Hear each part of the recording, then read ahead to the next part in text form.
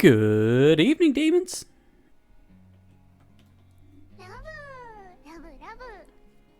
Oh god, I'm shaking again. There we go. Oh, Heavy, thanks so much for the resub, man. I really appreciate it. Especially since fucking Twitch increased the price on subscriptions. Thank you so much, man, really. Women, but in nature. I think that this time the women are the nature. I think that... So I'm told that this girl's name's Yellowstone, as in, like, Yellowstone National Park. Now, I'm gonna need some help and patience from my American viewers. I don't know a damn thing. Each girl is a personification of national parks. I believe so. All I know is that this one is Yellowstone. But I'm gonna need some help and patience from you guys who are from the States. I don't know a damn thing about U.S. national parks. So if you know anything that ends up being relevant to whatever scene we're in or whatever, if you could let me know, that'd be great. But yeah, I'm really excited. I know nothing about I know nothing about the story. Which is, different from when we did Please Be Happy. I had been through. I just got in, so what is this about? I was just saying, I don't know. I'm going into this completely blind. Looks like another Studio Land game. It is.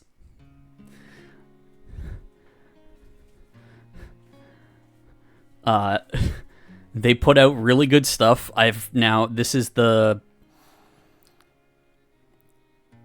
4th game of theirs that I've gone through. Well, 4th, game made by Studio Elan. But they did publish without a voice. Even though they didn't create it themselves. They call that their, Bell House publishing, which is, is cute because, the Bell House and Please Be Happy. I really like the music so far for the main menu. It's very comfy vibes. A little quiet. Here we go. But yeah, I have no idea what is going on. All I know is she seems to have some sort of mountain and or rock formation on her head.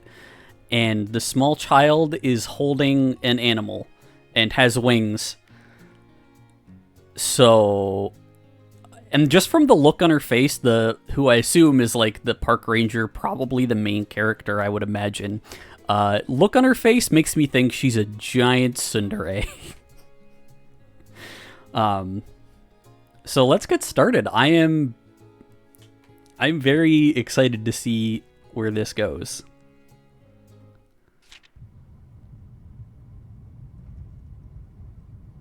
Yeah, see?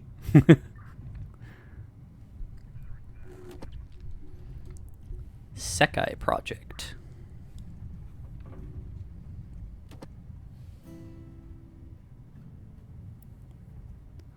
A lot of sticky pads off the walls.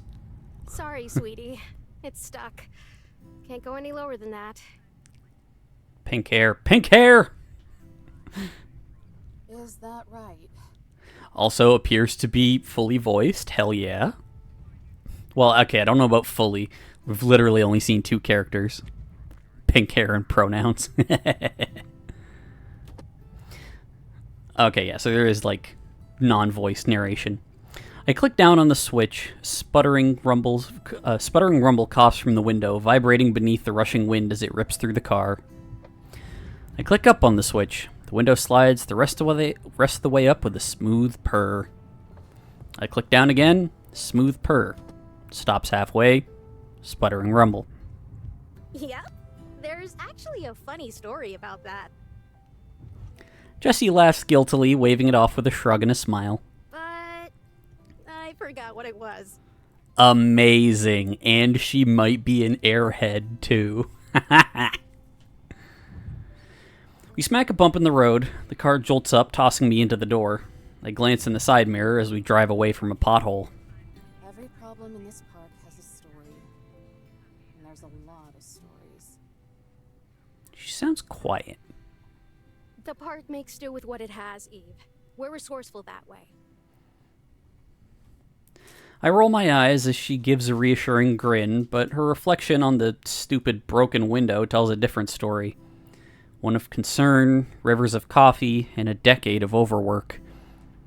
There might even be a small wrinkle encroaching on her cheerful round face, but I don't dare say anything. I'm quippy, but I don't have a death wish. Not yet.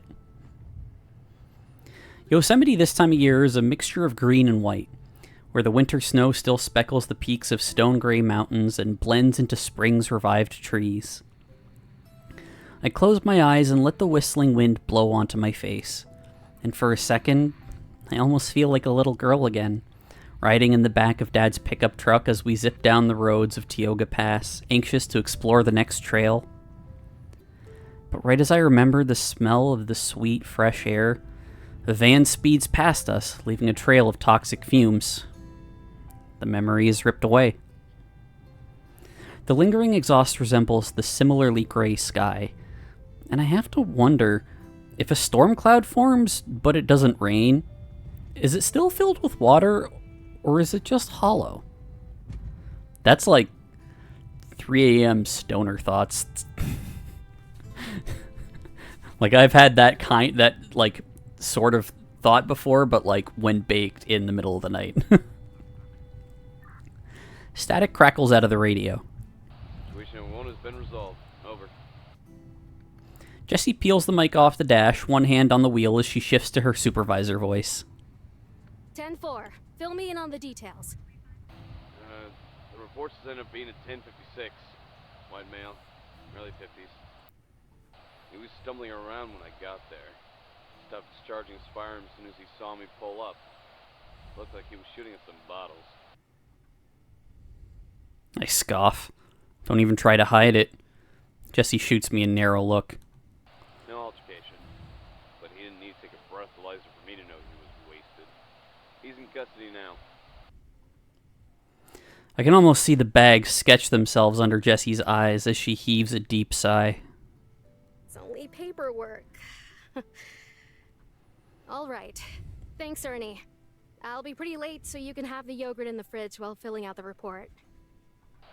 Wait, you still with the porcupine? My teeth grit against each other, my shoulders stiffen. Tell him, girl, we already missed her moves. Hope those Tulumne campers have a good dental. I reach over and rip the mic from Jessie. Shut your mouth, Hernandez, or else it's gonna be your fat ass who needs the extra dental work. Jessie wrestles the radio away from me as Ernie cackles over the radio. Just have that report on my desk by tomorrow. Over. I'm still trying to grab the radio by the time she throws it back on the dash. Groaning, I cross my arms and stare thousands of tiny daggers out the window. Jeez. You know they're just trying to get a rise out of you. Why do you always take the bait? Because they're good at getting a fucking rise out of me. Because if they actually cared about their jobs, they'd be angry too. Not that it matters. At this point, I'm not even sure I care anymore. It's not everyone, Eve. There are people out there who still care. Who? The campers? Because I can show you some rocks and trees that a certain artist thought made a good canvas. I swallow the urge to spit. That kind of stuff doesn't get fixed overnight. A shadow casts over Jessie's piercing glare. Neither did his fractured jaw or your suspension. Oh. No, I think that's totally valid. I slump back into my seat. Feelings of shame or regret are completely absent. All that's there is the gnawing emptiness that always snakes up to my chest and lingers there. Jessie's face softens. The tender expression reminds me of pity. What happened to you? You used to be such a cute cadet. What? I'm not still cute? I flutter my lashes, then roll my eyes. Normally, backtalk like this would get anyone from any profession fired. And secretly, I hope it does. It's that attitude of yours. I remember when you were energetic and determined. She shoves me. Be like that again. They beat that out of me a while ago. Jessie frowns for a moment. Then she grips the wheel and strains a smile onto her face. Her dimples look like tight drums. Then let's see if we can cram some of that back in. By a transfer? By a change of pace. You'll love the meadows. It's a little chilly this time of year, but you can bundle up in the cabin. Which you'll have all to yourself, by the way. Okay, that seems pretty nice. You can thank Ranger Smith's gin habit for that. Jesus. She just gives zero fucks. And the camping population? Jessie bites her lip. Her eyes dart across the road. Don't think you're clever. We used to visit Tuolumne every summer when I was a kid. I know they have a campground there. She relents with a sigh. It's mostly hikers and mountain climbers right now, since the road's just opened. But I'm sure they'll come piling in as it warms up. I expect you to do your job. Great. More babysitting. Remember what you signed up for. Trust me, I do. Or I did before I realized the park was just the public's dumping ground. This almost sounds like a Hallmark movie. Disillusioned park ranger finds home lady who puts the spark back in her life. Yeah, except Hallmark movies don't have the balls to be gay. That's why the National Park Service exists. We can't protect every square inch of land, but we can manage parts of it. I scoff. If only. For most of these people, the parks are just toll roads. They pay to get drunk for a few days. They'll sit around the campfire and talk about how much they connect with nature, and maybe even write poetry about it. And then they'll leave the fire smoldering, forget to pick up their trash, and leave. Jessie cringes and audibly swallows. She stares at me with this uncomfortable gaze, like something ugly she can't look away from. And the truth is ugly. So fine. Let her. She puts on another one of her smiles. Well, that's why we're here, right? That's our job. Enforcing the law to protect the land. But who are we protecting it for? I stare at Jessie with flat eyes, waiting for an answer I know will never come. Likewise, she side-eyes me, waiting as the radio occasionally crackles with a report. The same people who are destroying it. I lean back into my seat and stare out the window. And where's the justice in a job like that? The sun pokes through an opening in the clouds, but a sea of gray swallows it soon after. Jessie says nothing. I hear her fist squeeze around the rubber grip of the steering wheel. A knuckle pops, then silence. Wow. Okay, achievement, Rot. Read through the first scene of Chapter 1. Okay. We pass a clearing, and the forest that's been trailing us up until now stops. In the distance, I spot the smooth stone peak of Lambert Dome. Sometimes we would make that hike when I was a kid, and when we reached the top, I always felt like I discovered a higher perspective. Everything seemed so small, and the answers seemed so clear. And I wonder, if I stood up there now, would it be the same?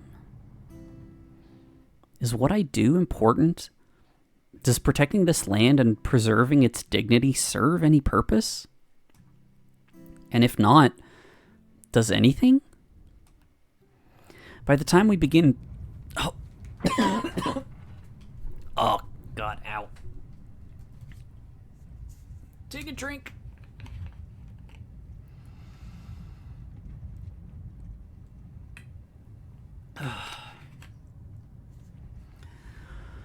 Oh. Oh, I don't know what that was, but it hurt. Okay. By the time we begin passing families of pop-up tents and lawn chairs, the sky is dimmed to a deep gray. Slivers of blood orange and red glow out from the pockets of open sky. We hook left and take a short beaten path. The tires crunch over the dirt and gravel, and then stop. Jesse twists off the ignition. Birds chirp in the fresh silence that only breathes through the air when a vehicle stops. We're here. I'm out of the car before she even finishes, dragging my luggage from out the back.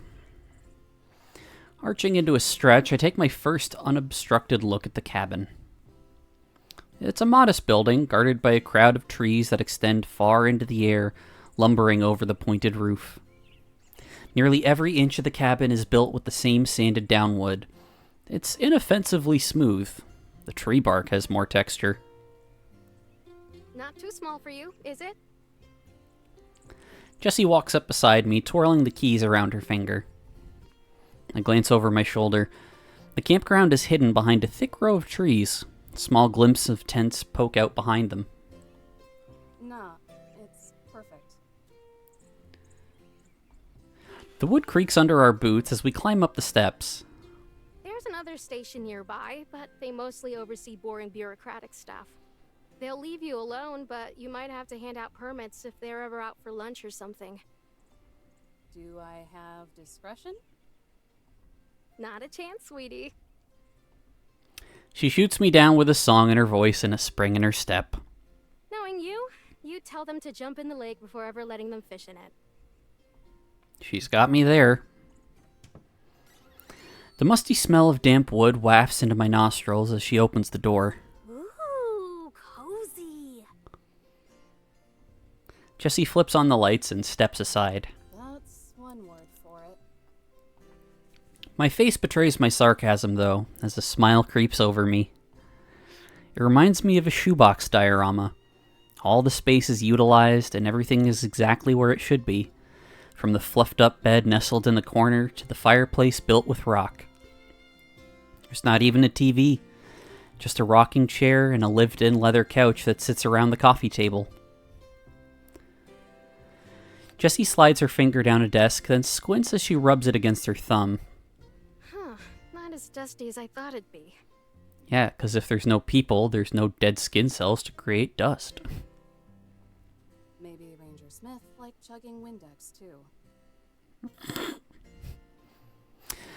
I drop my bags and frisbee my hat at the couch. It misses and lands lopsided on the floor. Not unless he snuck back recently. The hardwood floor bends beneath my weight as I explore the rest of the cabin, wandering off to inspect the stone fireplace. An unburned log sits on a pile of ash. Cobwebs weave around the well-swept corners and polished floor, as if they were intentionally avoided. This place is clean, but whoever the neat freak is must not have any guts. A fuzzy spider trapezes from the ceiling. I look to make sure Jessie isn't looking, then give it a tiny wave as it pendulums in front of me. Aww. My voice drops to a whisper. Hi. Oh, she speaks to the spooner. What was that? Nothing. Oh yeah, she's such a fucking tsundere. With a quick swing, the spider leaps away from me, landing in the middle of a trio of paintings hung on the wall above the dining table. Arranged in a triangle, each painting showcases gorgeous landscapes and scenic vistas, their location scribbled in the corner. No artist signature. Yosemite, Zion, Yellowstone. All national parks, and all beautiful. The spider crawls along the painting of Zion. In this one, lush greenery sprawls out into a deep valley below, guarded on both sides by fiery red cliffs and mountains. The Yellowstone painting is of a winding trail, spiraling to the top of a mountain. Splotches of vibrant trees are scattered across the rich mountainside. Beyond it, Flat plains stretch out into the distance before dipping into a canyon. And finally above them is Yosemite. I know exactly what this painting is of. You only need to take a few steps outside to see it. It's the breathtaking view from the top of Lambert Dome, overlooking all of Tuolumne Meadows. From the thick forest to the Tuolumne River that winds all the way to the snow-speckled peaks of the Sierra Mountains. I've hiked up there so many times before, I could probably point out exactly where we are. God, I wish I was up there now. I would scream my guts out. Scream until I was hoarse, and no one would hear me. This might be my favorite of the three, but something feels off about it. After a bit more squinting and head tilting, I decide that this painting is too crooked for its own good. The frame is so off-center that if there was a hiker in this painting, they'd plummet to their deaths. With a soft grip, I grabbed the sides of the painting and began to delicately, slowly, gently straighten. A sharp squeak rattles through the air so loud I can feel it in the floorboards. Shivers crawl up my spine as I nearly leap out of my uniform. Jeez, so jumpy. Giggling, Jessie squeezes past the dining table and rests against the counter. It's just the cabin settling. This place is old, so it's gonna be a little noisy. Her voice drops an octave. All that's missing is a flashlight below her face. Kind of spooky, huh? Not really. Jessie's a fucking dork. She's great. The cabin squeaks again and my shoulders tense. Jessie grins, thoroughly entertained. Some of the past rangers stationed here always said it was haunted. Personally, I think it was just something in the coffee. She picks up the percolator off the stove and rattles it around. Flipping open the lid, she pulls out a small bottle of bottom shelf gin. Jesus.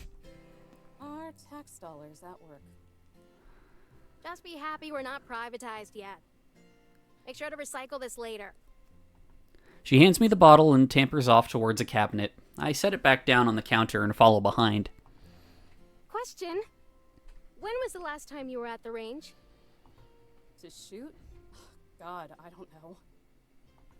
Scratching my head, I think back to the last time I unholstered my sidearm. Despite the faint temptation from being surrounded by obnoxious campers, it's about as rare as an eclipse. About a year ago, I guess, when you dragged us all down there on our day off to practice. She unlocks the cabinet, leaving the key in as she opens the door. A slender gun leans against the back. An off day for you guys, maybe. I'd kill to just have one weekend off. The words slip out of her, and as soon as they do, she glances at me, and then the gun. I didn't mean, like... You know I won't actually. She's such a goober. I stare straight through her as she fumbles around with her words. She coughs. Anyway, what we have here is your standard issue pump-action Remington 870.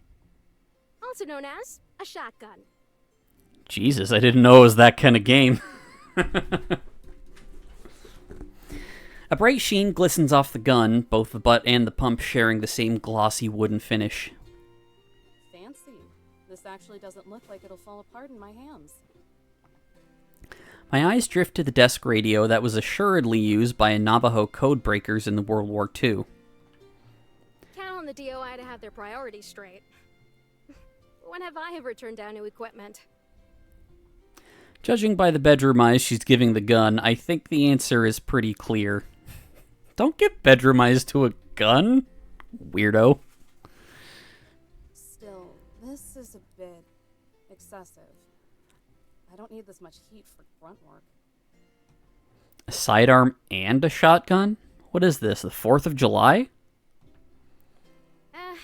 It's just a precaution. Hopefully you never have to use it. It's not like everyone is asking you to carry it around on patrol, which I expect you to do every day. Can I do that before sunrise? So I don't have to talk to anyone, ever? I guess for bear attacks? Yeah, that makes sense.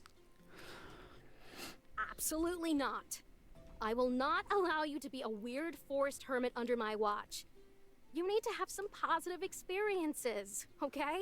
Hey, being a weird forest hermit would be a positive experience. My mind blanks out into a field of static as Jesse's tangent gains more momentum. As my thoughts wander, I start to hear more noises. The creaking of the cabin, the howling of the wind, the actual howling. Wait, actual howling? If Jessie heard it, then she's ignoring it as her ranting continues to go places entirely unrelated to my misanthropy. Scratching begins to scuff at the door. At first, it's as soft as a whisper, and could maybe even be a branch or leaves, but the longer it goes on, the faster it gets, and soon it's desperately clawing into the wood.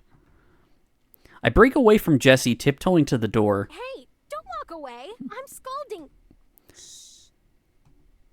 I hush her with a finger to my lips. We go silent. Twisting the cold knob, I ease open the door. Nothing.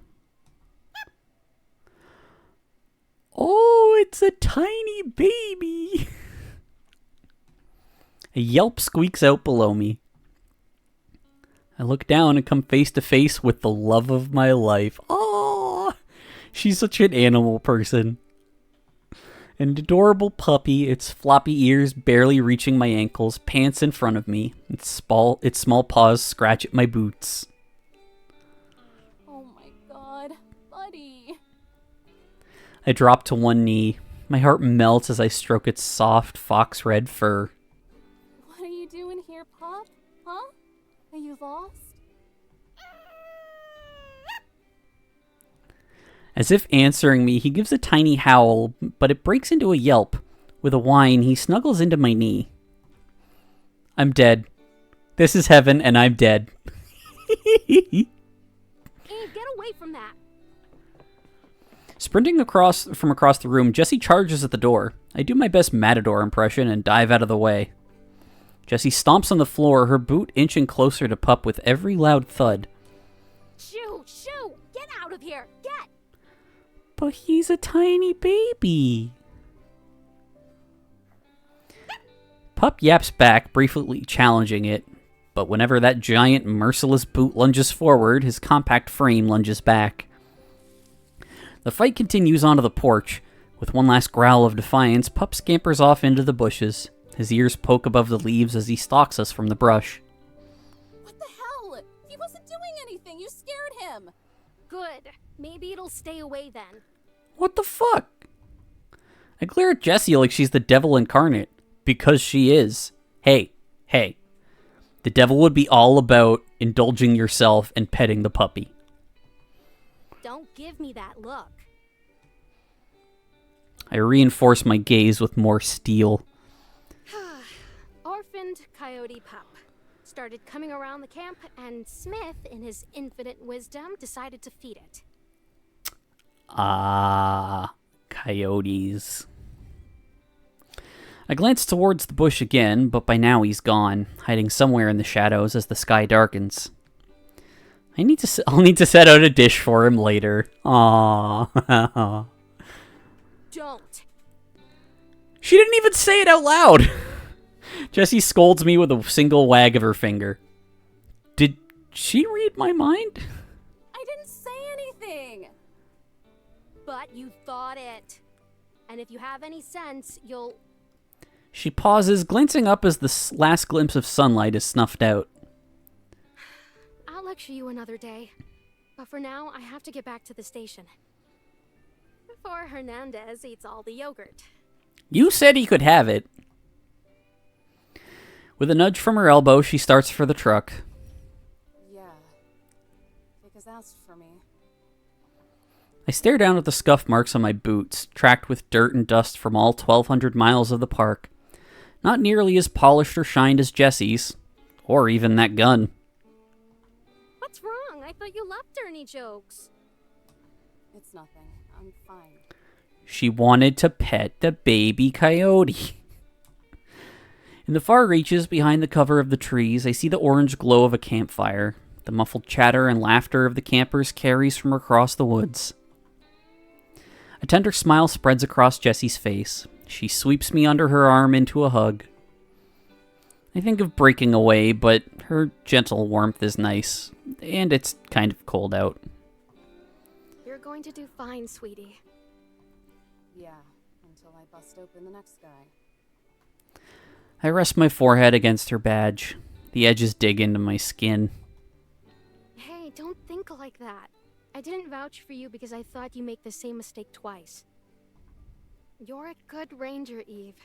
If more of us were like you and cared more about what's around us and less about our pensions, then the Force would be better off. This will be good for you. If you can straighten yourself out here, then you can do anything. So try to have some fun, okay? Is not good workplace behavior. Park rangers are a different breed. They don't give a fuck. That's one thing I do know that's common between park rangers both up here and down in the States. Okay.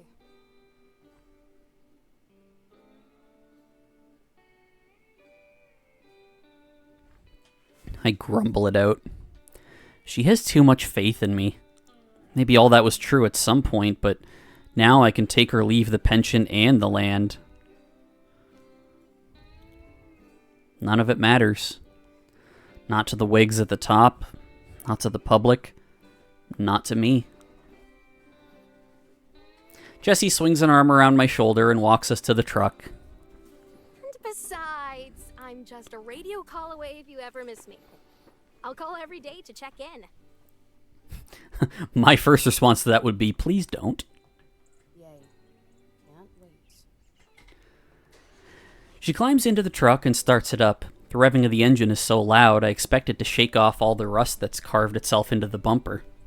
No slacking off now. She drops the keys into my hand and shuts the door. The headlights streak in the night air, beaming against the silhouetted cabin. The window rolls down, all the way down.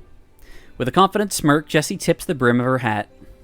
And Eve, you're wrong. About what? It might have actually been pointed if that was the last thing she said before leaving, but it hadn't even been 10 minutes when she drove back and barged through the door in the panic.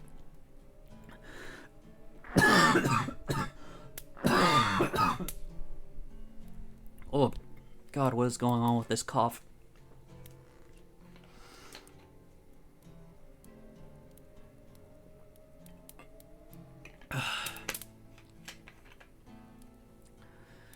She left the key to the station on the lanyard she gave me, and the key to the library, and the key to the toll booth for the south entrance.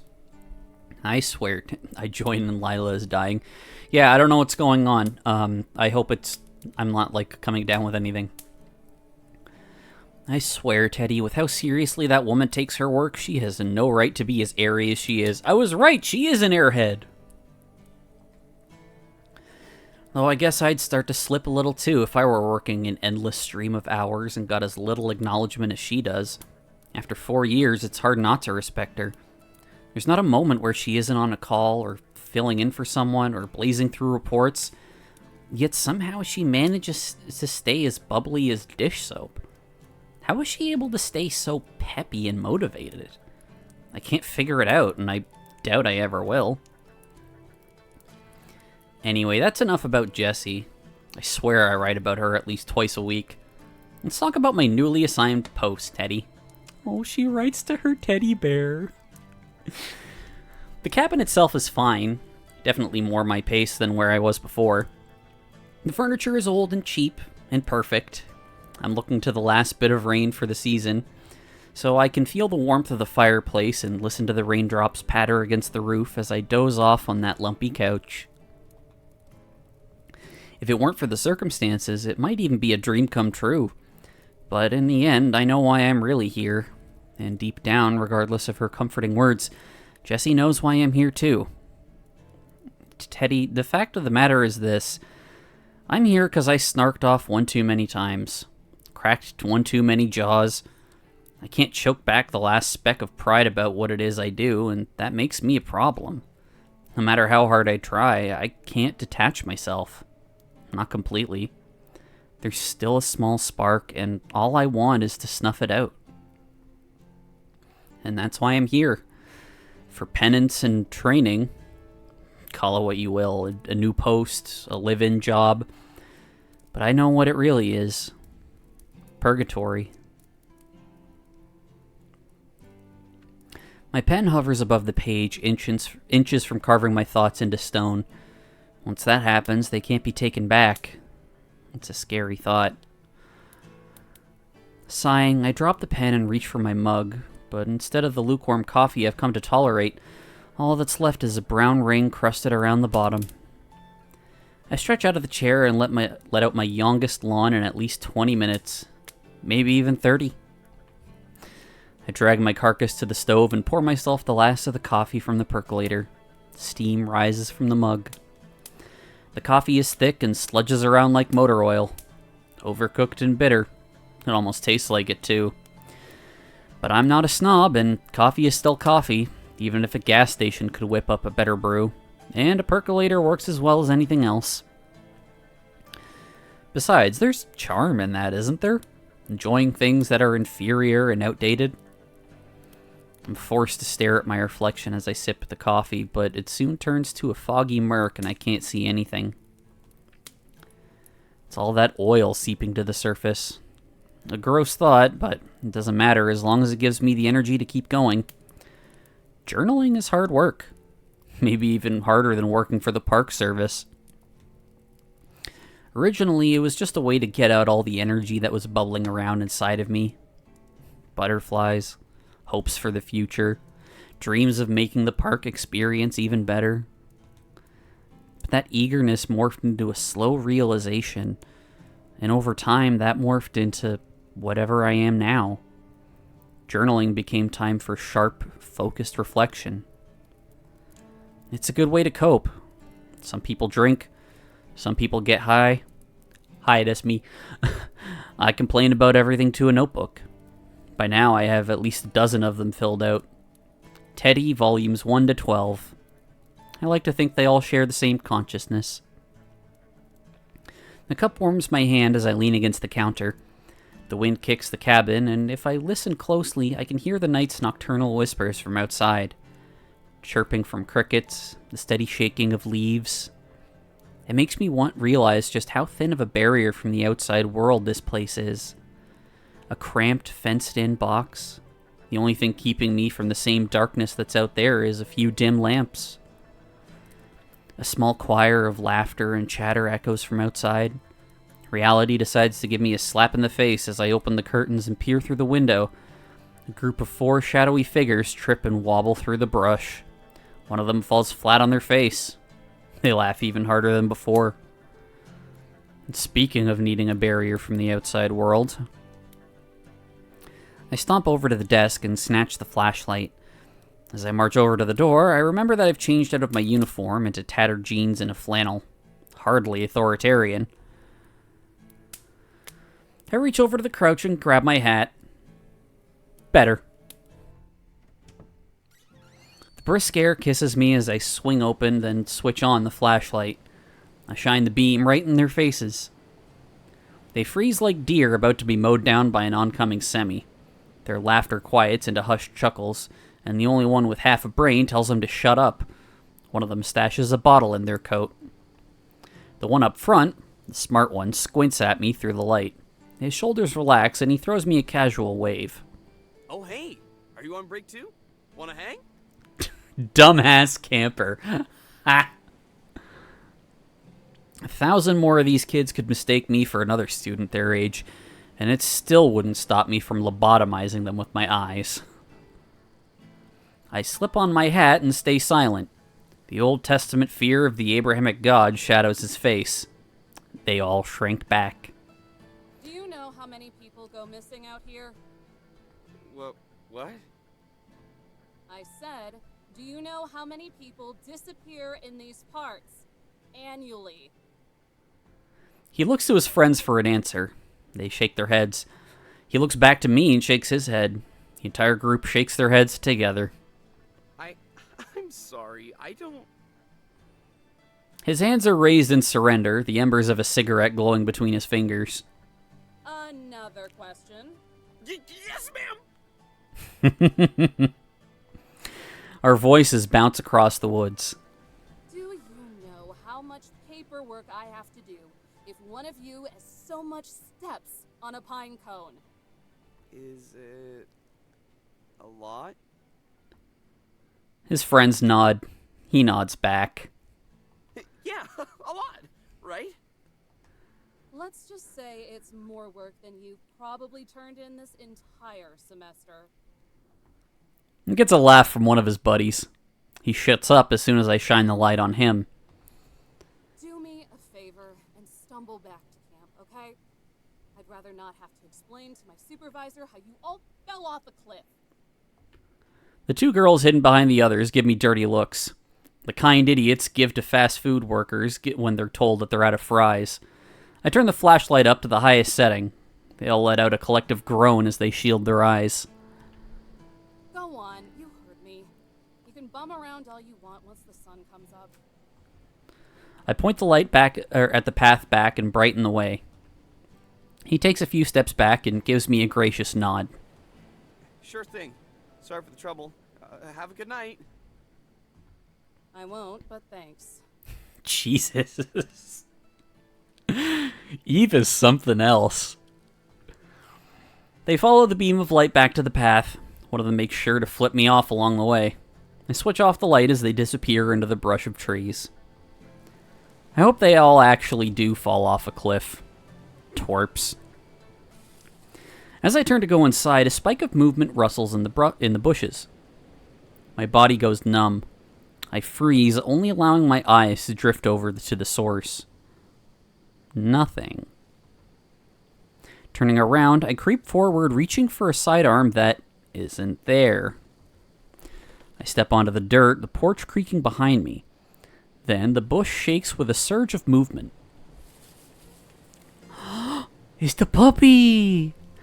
A ball of fur explodes through the leaves, its paws scrape across the ground before skidding to a stop at my feet. Oh! Breathing out a sigh of relief, I bend over to greet my prince. Oh! Decided to come back, huh? Couldn't resist my charm. His ears pin back as I scratch the scruff of his neck. He almost looks deranged while I pet, his goofy-looking pupils struggling to center with the whites of his eyes. You're an unbelievably giant dork. Alright, something's... Hang on, is there... Voice volume is at max.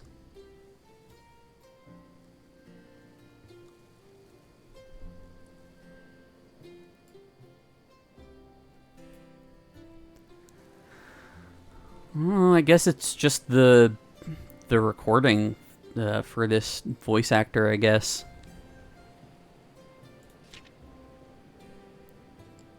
I am gonna save though while I'm here. Here we go.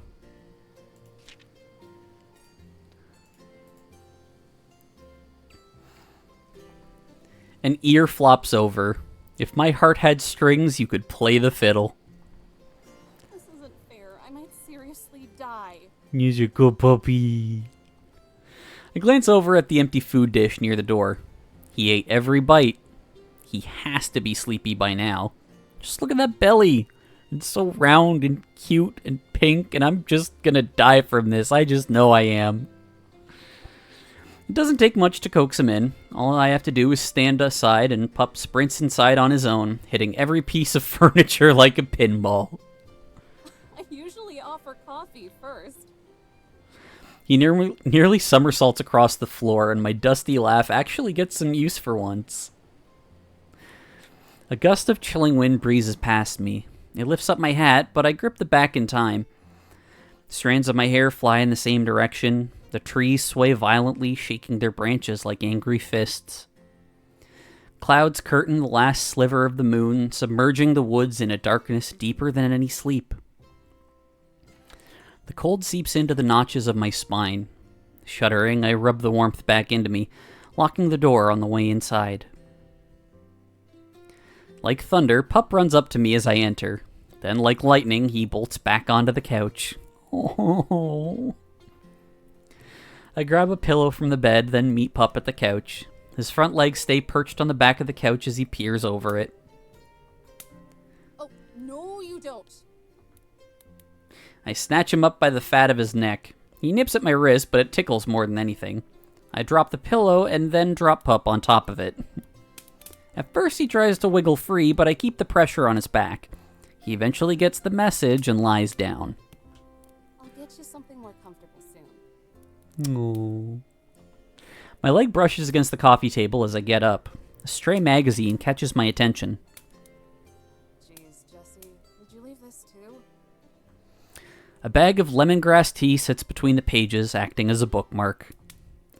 Did she not have anything else she could use at the time, or was she just lazy? The cabin creaks with the blowing of the wind. Pup's ears stiffen in alert as he quietly gazes at the closet door.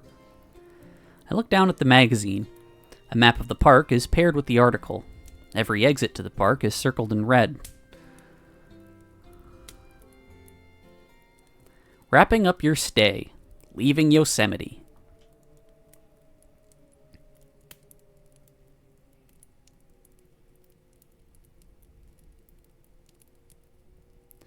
The night breezes right past me. Every time I look up, the clock has passed another hour, and the gap only grows larger.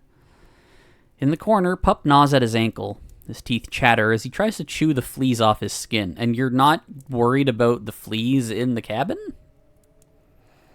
I flip through the thick stack of pages I've written on tonight and weigh them between my fingers. Not a bad way to break in a new journal. The soothing smell of fresh primer puffs out at me as I fold it shut. A yawn slips out of me as I shamble over to the bookcase. Light reading before bed is never a bad way to end the night, especially eerie nights like this. Frost is settled around the edges of the windows. A touch of fog strokes the glass, and looking into the darkness beyond it is like staring into the black of a pupil. Warmth and comfort flicker in my chest as I run my finger over the spines of every book. Accessing Yosemite, an Atlas and Guide. Best day hikes, Yosemite National Park. Corruption in the National Park Service. The Yosemite Mafia? What the fuck? Complete guide to Yosemite National Park. Almost every book, brochure, and magazine here trails back to Yosemite, other parks, or the National Park Service itself in one way or another. Even the few pieces of fiction can't escape it. Novels like The Yosemite or Yosemite Thunder. Looking over the alphabetically ordered books, I start to notice gaps. Missing volumes, spaces between books, the kind you see at a library when something is checked out. Wait, the real book? Are you talking about the National Park Yosemite Mafia? Please tell me that's the one. Really good book about corruption in the National Park Service. That's messed up, and I want to read it. Things only get more perplexing as I arrive at the bottom shelf. A giant cardboard box sits alone on the shelf, bursting with stacks of paper and folders. Balancing at the very top is a pink folder with bright bubble letters drawn in crayon. Miwok Research. Surrounding the letters are crudely drawn squirrels and toothy rabbits. Some are colored in with precise strokes, never straying an inch outside the lines. But others are so wildly scribbled in and trail so far outside the lines, I'm pretty sure an 8-year-old coming off a sugar high could do better. As I reach down to grab it, a drawn-out squeak sings from the kitchen. The distinct sound of bending hinges sends my heart racing into my throat. That wasn't the cabin settling. Pup bares his teeth. A low, vibrating growl rumbles out of his tiny body.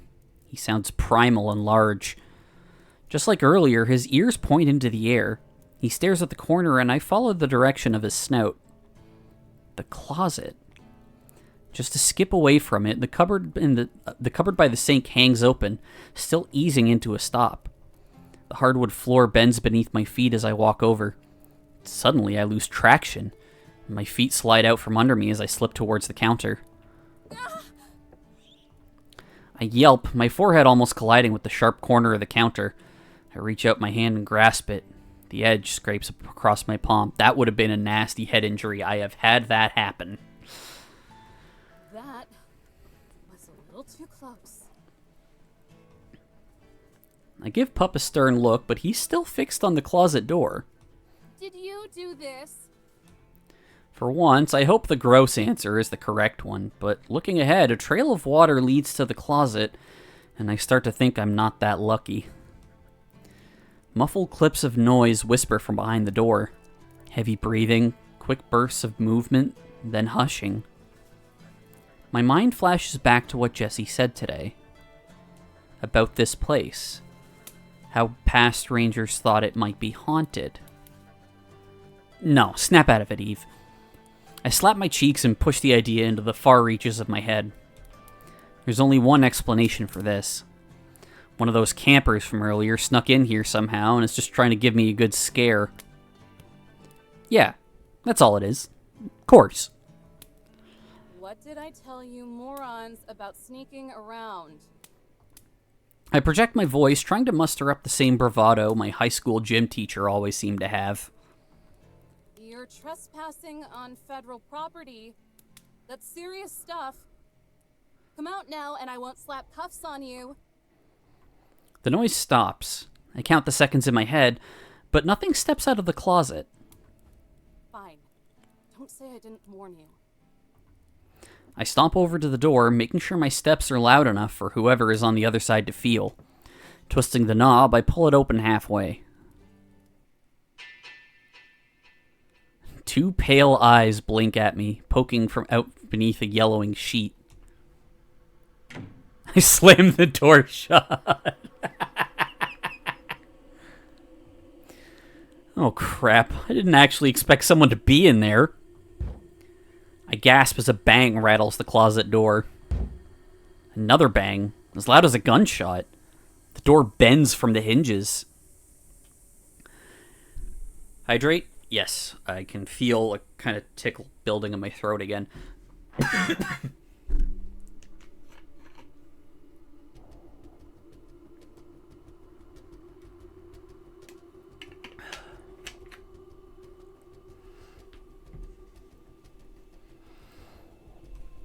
Little bedsheet ghost. I stumble back. My foot slips on another puddle, but I brace my leg. Somehow, I'm standing. There's a final explosive bang. The door swings against the wall. Every light in the cabin zaps off. Electricity surges down around me. The sudden darkness forces a scream out of me. I slap my hand over my mouth and swallow back the terror. Damn, they know where I'm at now. I breathe in quick, panic bursts, then footsteps.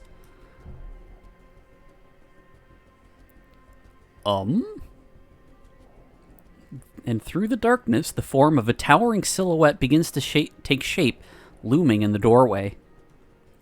Pup's growl devolves into a series of vicious barks. Yeah, guard coyote. Baby guard coyote. I stand my ground, puffing out my chest and sticking back my shoulders. Ghost, intruder, bear, whatever it is, it's all I can think to do. What do you want? I call out to the lingering shadow. The shape of its head tilts, as if asked something unexpected. You do not belong here. A voice rings out in the darkness, gravely and dry, but also light, higher than I would expect a demonic presence to sound. What, can't have a lady succubus? It's always got to be a deep, booming-voiced man? Not that I believe it's a demonic presence or anything. I mean, with the fucking red light going on in the background, I would be convinced. This is my post. And according to my supervisor, I do. We do not concern ourselves with the laws of mortals. We? A dim glow flickers from the closet, illuminating the figure in blood red. Water drips from their soaking hair, their bangs shadowing their eyes. They stand unnaturally straight, as stiff and dangly as a corpse. Colorful patterns weave around their leather clothes. Beads wrap around their neck. A girl? The ghost in the sheet hovers past her, floating in the air. A shiver tingles down my spine as it levitates several feet in front of me. This has to be a prank. I'm getting punked. Jesse and Ernie are in on it. Leave us to our resting place. Yeah, I'm pooped. A high-pitched, energetic voice shouts out from the closet. The tall figure kicks back her leg. There's a yelp, and as the red light flickers around her for a moment, then reappears. Thunderous wind hammers against the cabin. Her shout reverberates through the wood. A moan howls from the sheet ghost, muffled by the fabric. It's spooky in the same way a child making ghost noises on Halloween is. As much as I'd love to, and believe me, I would, I can't do that. I'm already on thin ice. The tall figure stutters, and while I can't see her eyes, I can make out a deep frown. Are you trying to reason with a vengeful spirit? Do you have any idea how ridiculous that is? I love this. Do you have any idea how ridiculous your request is? That isn't my problem. Basic instinct prioritizes survival over income. You understand that, right? It's not complicated.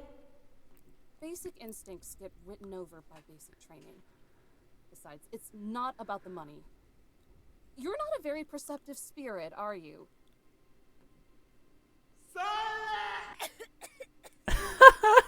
Literally me tonight.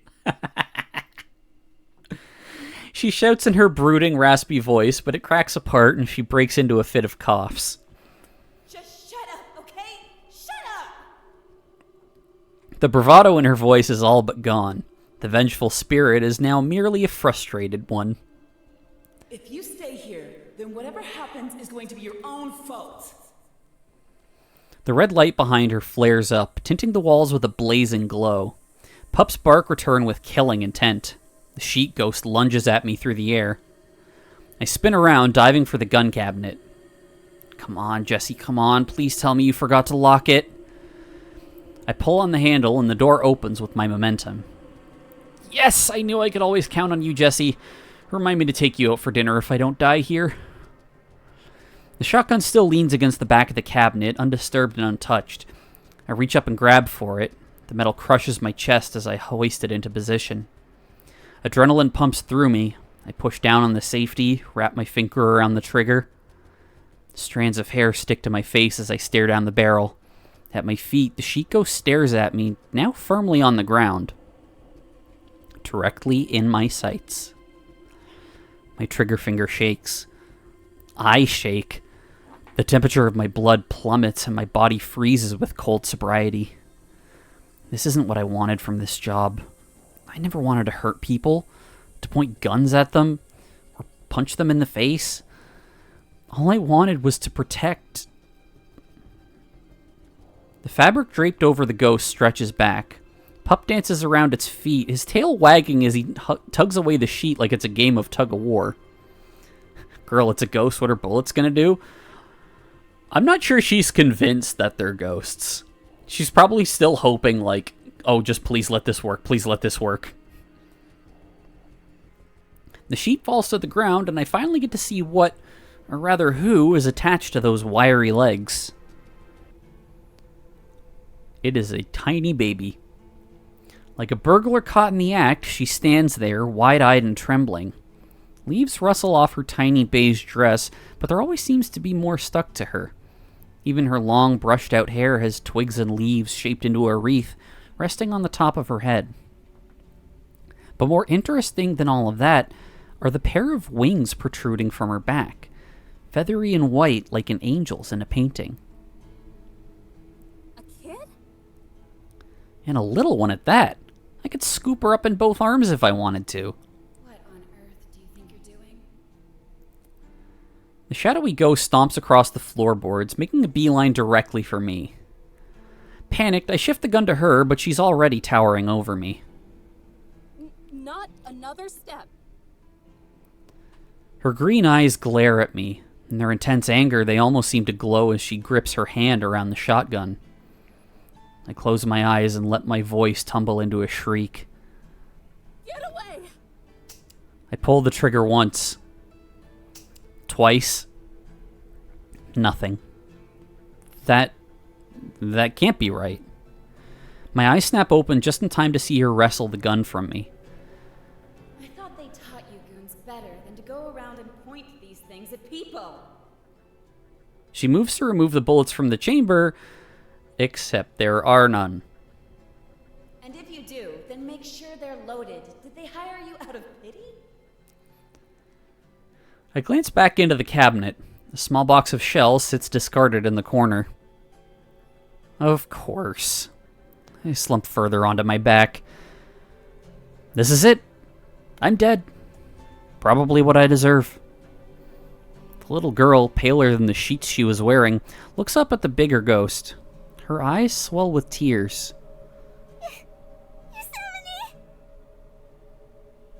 She lets out a timid squeak and dashes behind her bigger friend. She wraps herself around her legs, content to stay only half hidden as she sniffles. I don't want to do this anymore. Zion. She brings the little one in closer and frowns, watching small tears trickle down her cheeks. From far away, she looked like a creature from a horror movie. Unnatural blue hair with frosted white tips, her entire body drenched in that red glow. But after seeing her up close and watching the concern wash over her, she almost seems like a normal girl. Almost. Zion? Yosemite? Just who are you people? Her head twists back to me. My shoulders tense up. I scoot back, but there's nowhere else to go. Silence, mortal. We have haunted these grounds long before you were here. The light from the red light from the closet fades away. The lamps surge back on, along with the rest of the power. And we shall haunt them long after you've returned. To the ground. She pauses. I blink at her. She blinks at me. Yellowstone? Yeah, boss? The closet answers back. Wanna tell me why the lights are back on? Well, 'cause I flipped them back on, duh. I can see that. But why? I slowly reach for the gun. One chance to take it back. Maybe even the shells, too. 'Cause the jig's up. She's not buying it anymore. That's literally a mountain and or volcano on her head. A teenage girl springs out of the closet. Her clothes are a colorful array of pastel, and her bright twin tails bounce up and down. She'd be the most normal looking out of all of them, if not for one distracting detail. Sprouting from the top of her head like a mountain erupting from the ground is a giant cone. Flattened at the top in various shades of brown, it reminds me of a volcano from a child's science project. Is it a costume? A hat? It looks like it blends right into her hair. See, she's already getting ready to flip your lid. Oh my god. Yellowstone's sassy. The bigger one glances back at me. In my confused daze, I completely forgot about my hand hovering over the gun. Rolling her eyes, she yanks it away and slides it to the other end of the room. She squats down. With a flat stare, she gives me a flick on the forehead. A dull pain ripples through my skull. I know you're eager to take my home away from me again, but let me sort this out first. Okay, gunslinger? I soothe my forehead while grinding my teeth into fine powder. No, not okay. How about you try doing that again? A slimy grin squirms across her face, and she raises her hand again, thumb and finger ready.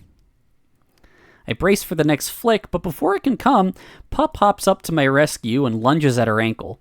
She stumbles away in time, but Pup stands his ground in front of me, snarling, "Oh, he's a good boy!" Good boy. Yeah. What did I ever do to you? I give you belly rubs and everything. I gave him food. She whines, Pup howls.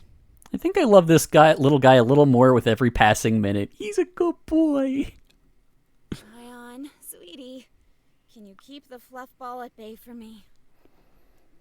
The little girl, who has since retreated to the kitchen with her other friend, gives a quick nod. Okay.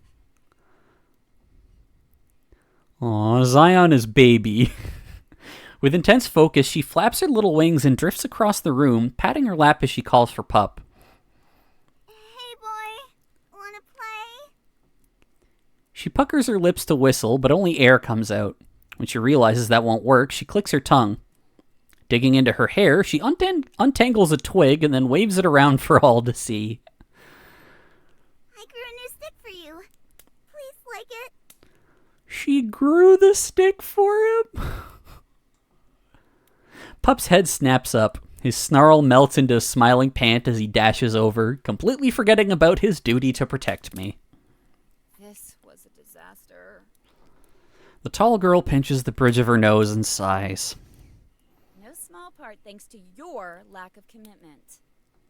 She turns to the one in the kitchen, whose head is bobbing back and forth to a silent melody. I was tired. Oh my god. She slumps over the counter and groans. Oh, we've done this like 1,000,000 times. It's the pits. Whiny baby child. We do it because it works. That last guy rarely stepped foot in here after we gave him a good scare. So, they really did think it was haunted. That's because it is. Now go away. She's different.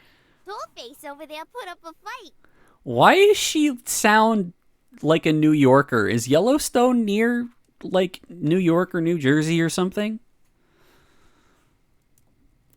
Dollface? I'd be annoyed if this weren't so confusing. I don't like her. It's not? Then what the fuck, Yellowstone? You don't like nobody. She's Snoopy. No, Snoopy's a dog. She gives me a suspicious eye. The feeling is mutual. Conehead grabs the tea kettle from the stove and skips over to us. That's kind of why I like her. She flips open the kettle's lid and holds it up to her tall friend. The tall one wrings out her hair like a wet rag. Water, more than any sponge could retain, flows into the kettle. That's so cool! When she stops, the water is near the top and her hair is bone dry. What the hell? Well, I'm glad you feel that way, even if it's incorrect. Alright, guys, isn't all that? Oh, that's neat. Fumes begin to wisp out from the opening at the top of Conehead. A red glow crackles beneath it. No, seriously, what the hell?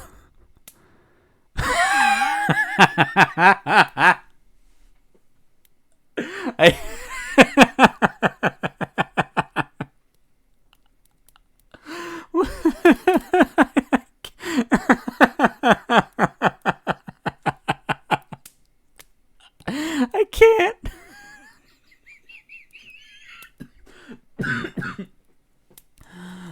Oh my god. Okay. I just...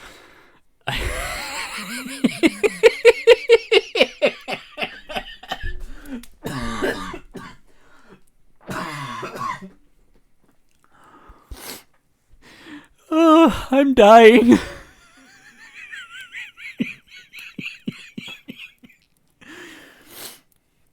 Oh. Oh my god, sorry, I need a second.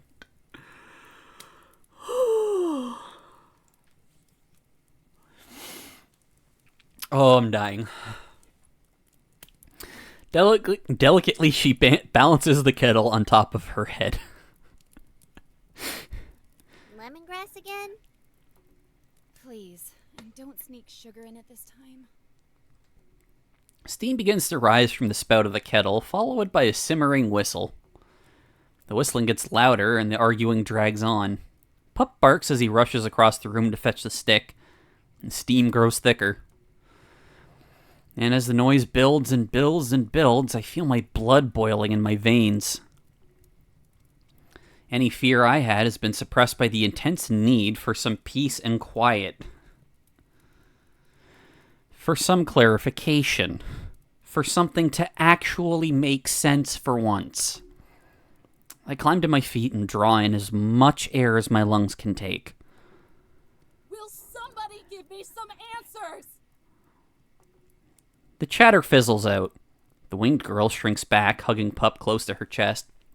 The kettle sounds like a train whistle. All eyes are on me. Finally. Now, will one of you tell me who exactly you people are? I've never heard of a ghost that can touch people.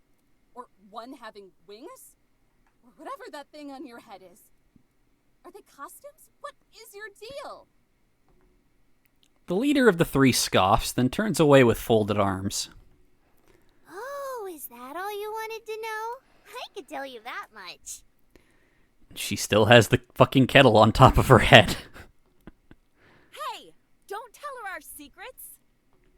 Cool ya jets. I'm just gonna tell her who we are. But first, I want to know who she is. She looks up at me with a big, expectant grin. The other two stare, awaiting an answer to spring from the stiff silence. Jill Harris? Oh, that's the English voice for Suletta. I didn't realize she was Yellowstone. I knew she was in this, but I didn't know she was Yellowstone. Yeah, that's the English dub for voice for Suletta in Witch from Mercury. My name is Eve. I'm a... Ranger? I work here.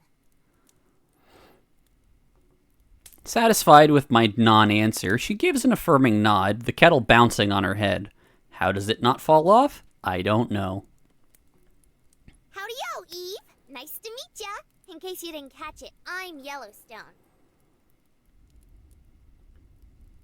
She points to the wall with the paintings. This Oath Angel is Zion. She's a cutie pie, and I love her lots. Zion's pale cheeks turn red as she gives a little wave. Oh, she's baby. I want to give her a head pat. Love you lots, too. Aww. And then there's Yosemite. She's like our big sister. I love her lots, too, even when she's being a crab. Yosemite says nothing. I glance at the painting and pair each one with a girl. So, are you each named after a park? Are they nicknames? Yellowstone tilts her head and blinks. No, She points to herself. I'm Yellowstone. She backs away and rushes over to Zion, hugging her from behind. Put down the kettle! This is Zion. She runs back to Yosemite and smacks her back. I can practically feel the loud slap as Yosemite nearly leaps out of her skin. And this is Yosemite. Somehow the kettle stays balanced on top of Yellowstone's head through all of this. I try putting 2 and 2 together, but I keep ending up with 5. So, what are you saying? You are the parks? Her face scrunches in thought. The steam evaporating seems like it could be coming from her brain itself. She looks to Yosemite for answers. Yosemite nods. Sure, that works. All right, I'm radioing my supervisor. But why? Told you no one would understand. I don't know how you're pulling off these magic tricks, but trouble is trouble. And you three are definitely that. You literally... The girl is floating. She has wings, and she's flapping them to stay in the air, and you're just not accepting that. I spin around and start for the desk. Panic warps Yellowstone's face as she switches between me and Yosemite. The kettle whistles above her until she finally decides to hand it off to Yosemite. One sec. She snatches my wrist. The fumes from her head puff behind her as I try to pull myself away. Let go! Do you just not believe us? I don't believe you, I don't trust you, and most importantly, I don't want to deal with you. My feet drag as I tug her behind me. Her grip is surprisingly firm.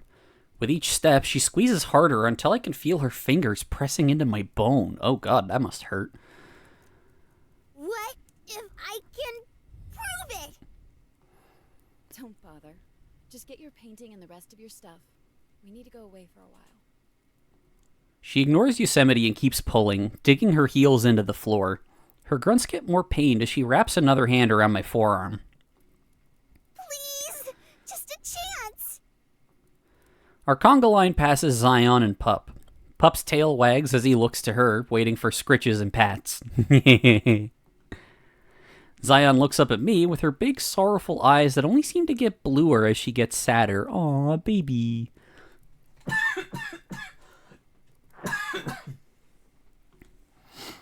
Pup paws at her dress. His ears flop. Aww. The single heartstring inside me tingles. There's that fiddle again. I sigh, stopping before Yellowstone can yank my arm from its socket. I just love that puppy too much. 30 seconds. Yellowstone smirks. A twinkle sparkles in her eye. Gripping my wrist tighter, she turns to Yosemite. Back in a jiffy.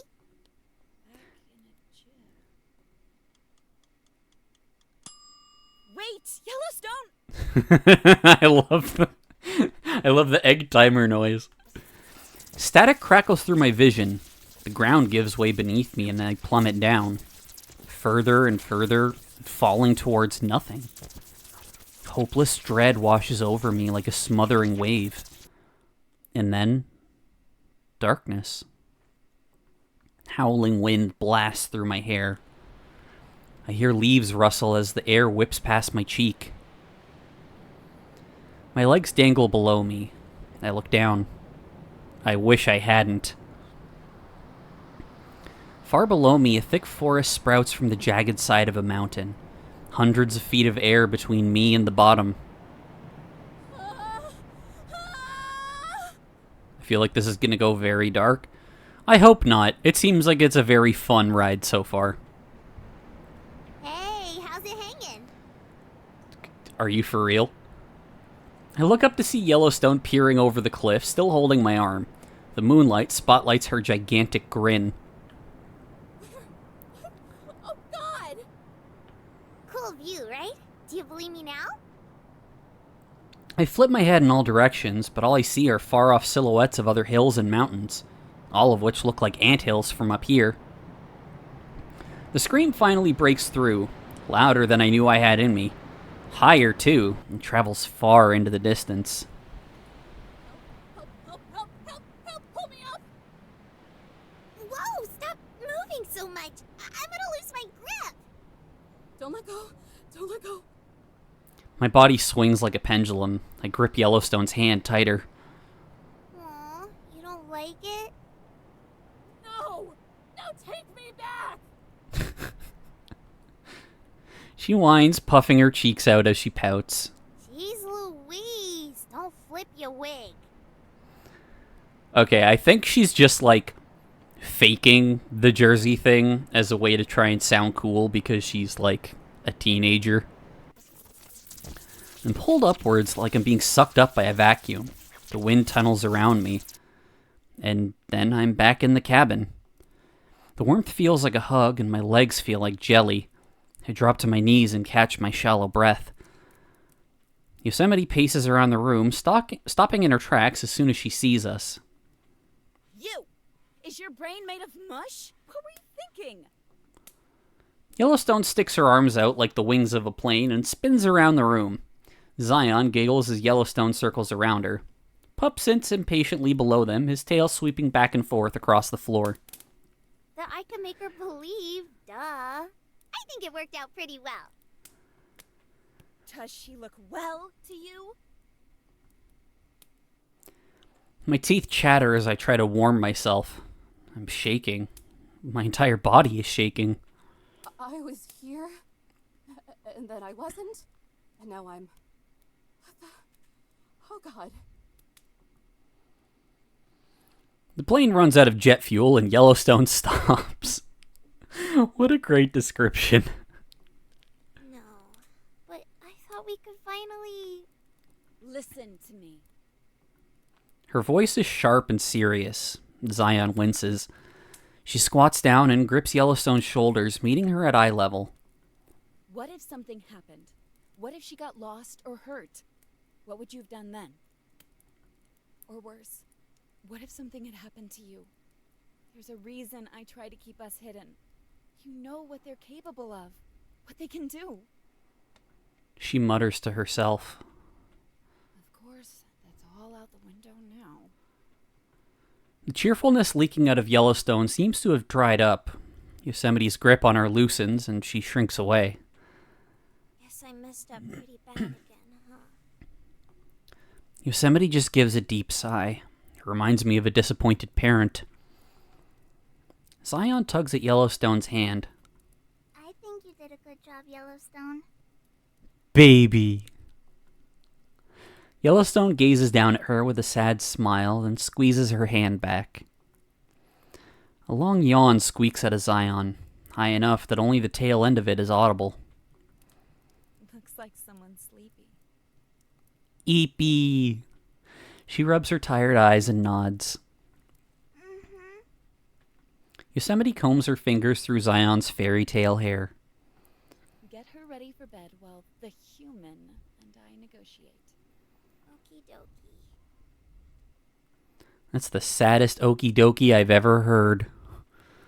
I'll be right there to tuck you in. Might even tell you that story about the swallow you like so much. Swallow story? I don't remember that one. For a moment, Yosemite freezes, then she shakes out a chuckle. No, of course. Why would you? Leading her by the hand, Yellowstone pulls Zion along to the bathroom. Pup trots along behind them. When the door shuts, Yosemite turns back to me. Her posture stiffens, perfectly straight and all business as she walks over to me. You alive? She towers over me like a giant sequoia. I feel her footsteps vibrate beneath me as she gets closer. Just leave me alone! I crawl to the nearest corner and hunker down, using one of Zion's fallen branches as a shield. Relax. I'm not actually going to eat you or whatever you think I planned on doing. I hurl the branch at her. It skims past her shoulder. I don't care! Just go! A lump catches in my throat. I look around at the mess that's been made. The streaks of water on the floor, the tossed-away gun, and the open cabinets. I take a look at the whole cabin. It's small and homey, but I still know what it's really for. It's a purgatory. A sanitarium to clean me of any lingering pride. This is my punishment. And if that's the case, then maybe it's not actually a purgatory. Maybe it's actually hell. I bring my head to my knees and keep it there. Hey, are you okay? I'm sorry about that stunt she pulled. Yellowstone always gets too excited for her own good. Her voice softens, sounding more like she's talking to Zion than a foolish mortal. Just leave. Please. I swallow back the emotion, but my voice still cracks. I just want today to end. I'm tired. She swoops down in front of me. Well, you're in luck, because I have a truce to propose. I look up from my knees and sniff. Yosemite is inches away from my face. She gives me a gentle grin. right down to it, we're exhausted too. It's been a long day for us. So how about we let you sleep here for the night, and then, in the morning, you can call your supervisor and send us on our way. You think I'm dumb enough to fall for that? You'll murder me in my sleep. In the time it would take to strangle you, I could read half of an entire book. Why waste my time with it?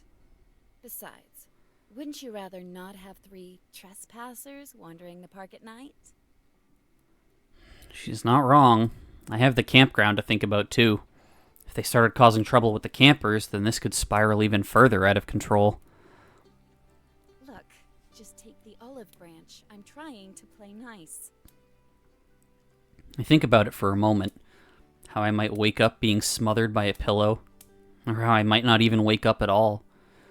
Or if I do, how they might not even be here at all. But it's dark and late, and my brain is slush and fog. So I humor her.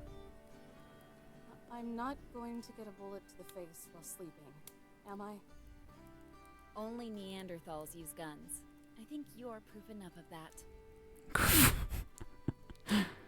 It's an insult, but she chuckles. It's not very funny to me. I think again.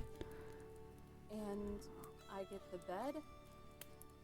Her joking smile is stripped away. She sighs. I guess there are sleeping bags around here we can use. So what do you say? Do we have a deal? Or is this night going to get even longer? She extends her hand, and for the first time I notice her ears poking out from under her hair. Both are slender and pointed, with tips as sharp as daggers. I don't know who these people are, or even what they are, but I do know that I need some damn sleep. I grab her warm hand, and she hoists me onto my feet.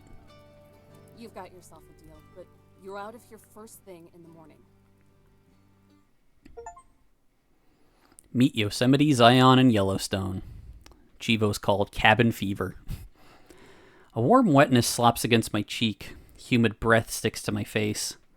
My eyes crust open and drift to the edge of my bed. With his front paws perched on the comforter, Pup continues breathing in my face. His wild tongue dangles below his jaw.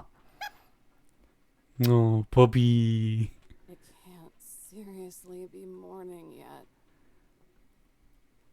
He pushes himself off the bed and scampers away, sliding across the floor like it's an ice rink. Childish giggles fill the room, and the now familiar sound of wings flapping like an overworked engine follows. Zion huffs and puffs her way around the corner, and Pup runs behind her. I couldn't have slept for more than an hour. The nightstand clock seems to confirm this, as foggy memories of me glancing between it and the intruders tucked away in their sleeping bags come back to me. 3:30, 3:35, 4:20, nice. 5, and finally 6:30. That's like me trying to get to sleep. I feel like Goldilocks if she tried sleeping on the beds and the bears were hibernating in the corner, just testing her luck until she eventually gets mauled. I peel myself out of bed and draw shut the curtain that divides the room. When I'm done changing into my uniform, I slip back out and catch a whiff of something delicious. Good morning, Miss Eve. Baby. Zion stops playing with Pup to give me a courteous bow. Through the open window, a blue bird flutters in and rests on her shoulder. I already wish I was back in bed. Rise and shine, Eve who works here. Catch all your Z's. She has the fucking thing on her head again! Yellowstone peeks out from the kitchen, whisking a bowl in steady circles. Once again, a kettle rests on her head. They must have slipped through my fingers. Or out of your mouth. When you aren't shifting around, you sound like a broken trombone. Rude. I glare over at the table. Yosemite is chin deep in a book and sifting through the pages. Papers litter the table, some sprawled out like a shuffled deck of cards, others stacked into leaning towers.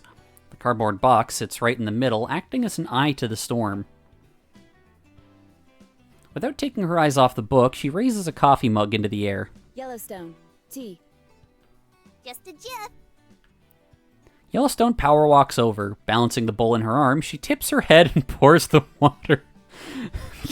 I can't. I can't. From the kettle to the cup, the process is delicate like a ballerina bending into the shape of a swan. Nonetheless, through the teetering and tottering, the kettle stays balanced on top of her cone head. Want me to replace the bag? It's pretty much water now. Don't be wasteful. There's still some flavor left. Fine, fine. Yellowstone gives a defeated sigh. The same one I give every time I have to tell someone, yes, you need a permit to fish. How about you, Eve? I saw you chugging coffee last night. Bet you take a black, huh? You seem like the type of cat who takes a black. Yeah, she's forcing it. It's meant to be terrible. There's a pause as I try to get a handle on this stitched-together combination of English and slang. A Frankenstein of language. With a little sugar, actually. Dang, thought I had it. She snaps her fingers as she returns to the kitchen. Oh well. Hop a squat. I'll get you a cup. Yeah, no, it's done bad on purpose, Evie.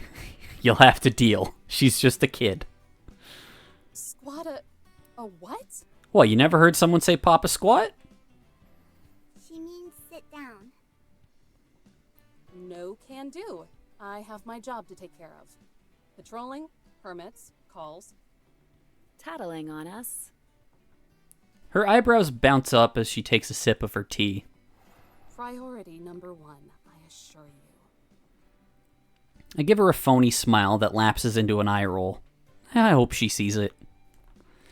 She's right, though. It completely slipped my mind. I guess when it became clear that they probably weren't going to kill me, my mind started drifting to more abstract questions. You can do all that later. Just breathe in that fresh morning air for now. I'm making flapjacks. Yellowstone doesn't even pronounce coffee right. Again, it's supposed to be bad. It's on purpose. Yay. Except her quiet cheer doesn't match her solemn face. Don't worry, cutie. I'm making you a veggie omelet. How the... what? Zion's downtrodden face lights up. Hopeful, but cautious. Will you use the mushrooms I picked the other day? I can if you go get them for me. With an excited nod, Zion shuffles off to the closet. And where Zion goes, Pup follows. The bird does, too. Remember to wash them! Yosemite calls out, but neither answer. Zion digs around in the closet. Yellowstone hums to herself, out of tune and off-key. Fine. Don't cry to me when your stomach starts growing fungus.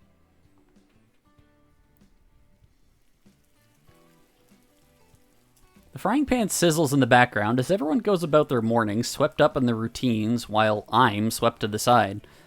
With not a whole lot else to do, except fear for my life, and let's be honest, there's not a whole lot left to fear for anyway, I grab my notebook and sit at the table. Since it's round, I have no choice but to face Yosemite. If it bothers her as much as it bothers me, then she doesn't show it. She grabs a blank paper from a wobbling stack and starts scribbling on it, constantly referring back to her book. Sharing a meal with a person, or thing, that tried to run me out of my post doesn't exactly thrill me. Having to stare at them the entire time, even less so. Still, I make an attempt to clear my mind and start jotting down the events from last night. But my uniform is tight and restrictive and squeezes around my joints like a python. My writing is similarly uncomfortable and stiff, reading more like a report to Jesse than a deep emotional expression to Teddy. Not that there's much of that left in me anyway. The assailant exited the closet.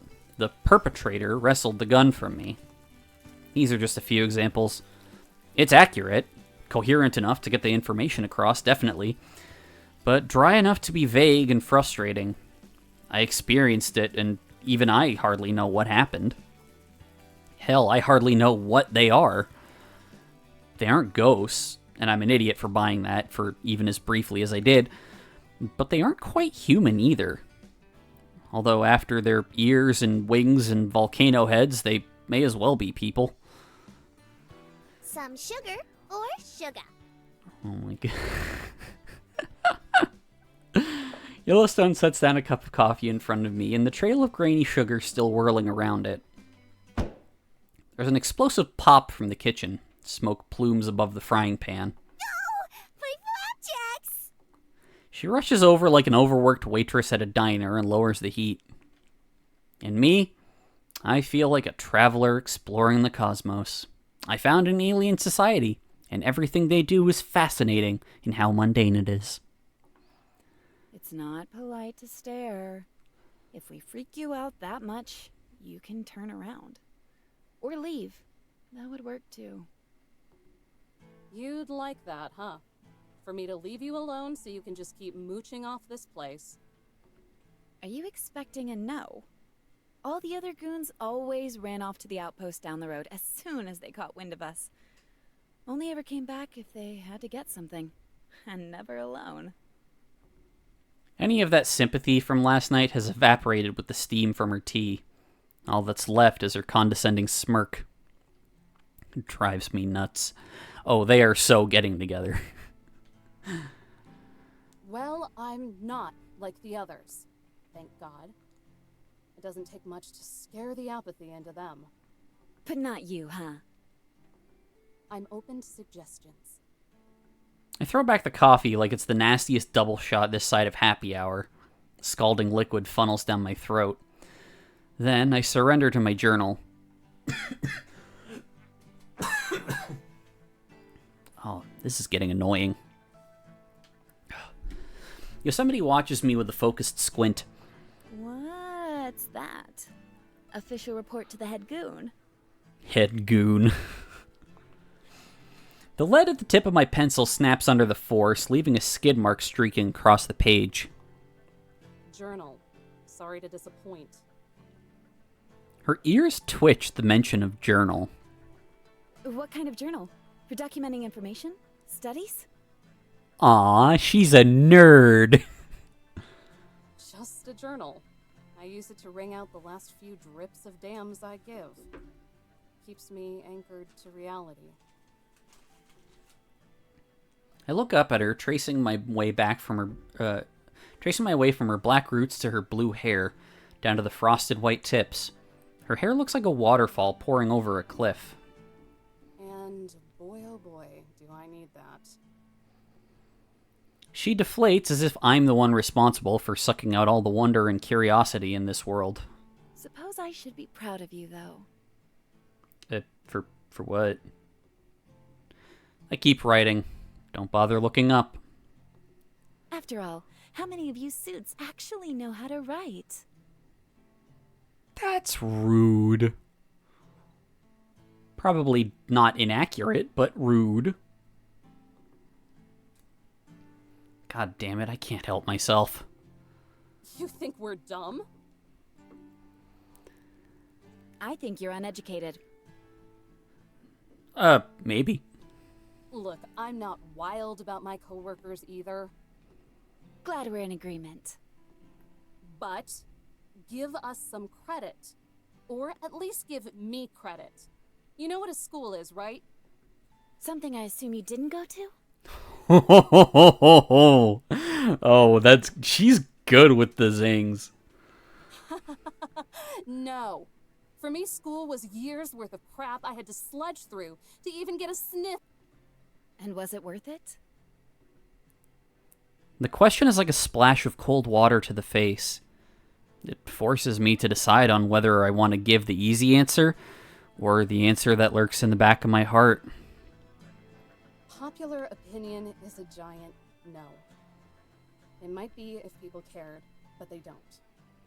And even if I thought it was, if those people are the ones I'm protecting this land for, nothing will ever make it worth it. Yosemite yawns, her face slumped against her cheek in boredom. She returns to her book. Wow. I was almost expecting something insightful. Don't like the answers? Don't ask the questions. It's not the answers that bother me. It's the rotten little mind behind them. Ooh. Lightning cracks between us. We glare at each other in silence. My eyes will roll out of my head before I blink. You two can duke it out after breakfast. Time to chow down. Yellowstone swoops in with 2 platters of fluffy stacked pancakes. A thin slice of butter slides down across both of them, melting down the sides and mixing with the syrup. Breakfast. I poke at the pancakes with my fork. Is it poison? It seems safe. In fact, it looks delicious. Like a picture ripped straight out of a menu before you get the real soggy thing. Cutting a pie-shaped sliver off, I dip it into the shallow pool of syrup that's accumulated at the sides of the plate. Why not?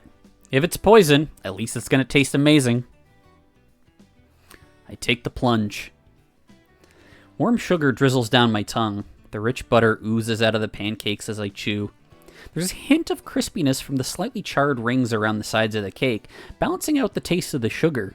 It practically dissolves in my mouth. I swallow. Holy crap. A moan slips out of me, almost a gasp. It'd be embarrassing if this weren't so shocking. Or delicious. Oh my god. Yellowstone giggles. Like it? Unable to resist, I dive in for the next piece. I nod as I talk through the food. Yeah, it's just sort of amazing. How did you even... I'm basically the chef around here. She beams with a proud smile. And the maid, and the dishwasher, and the laundry...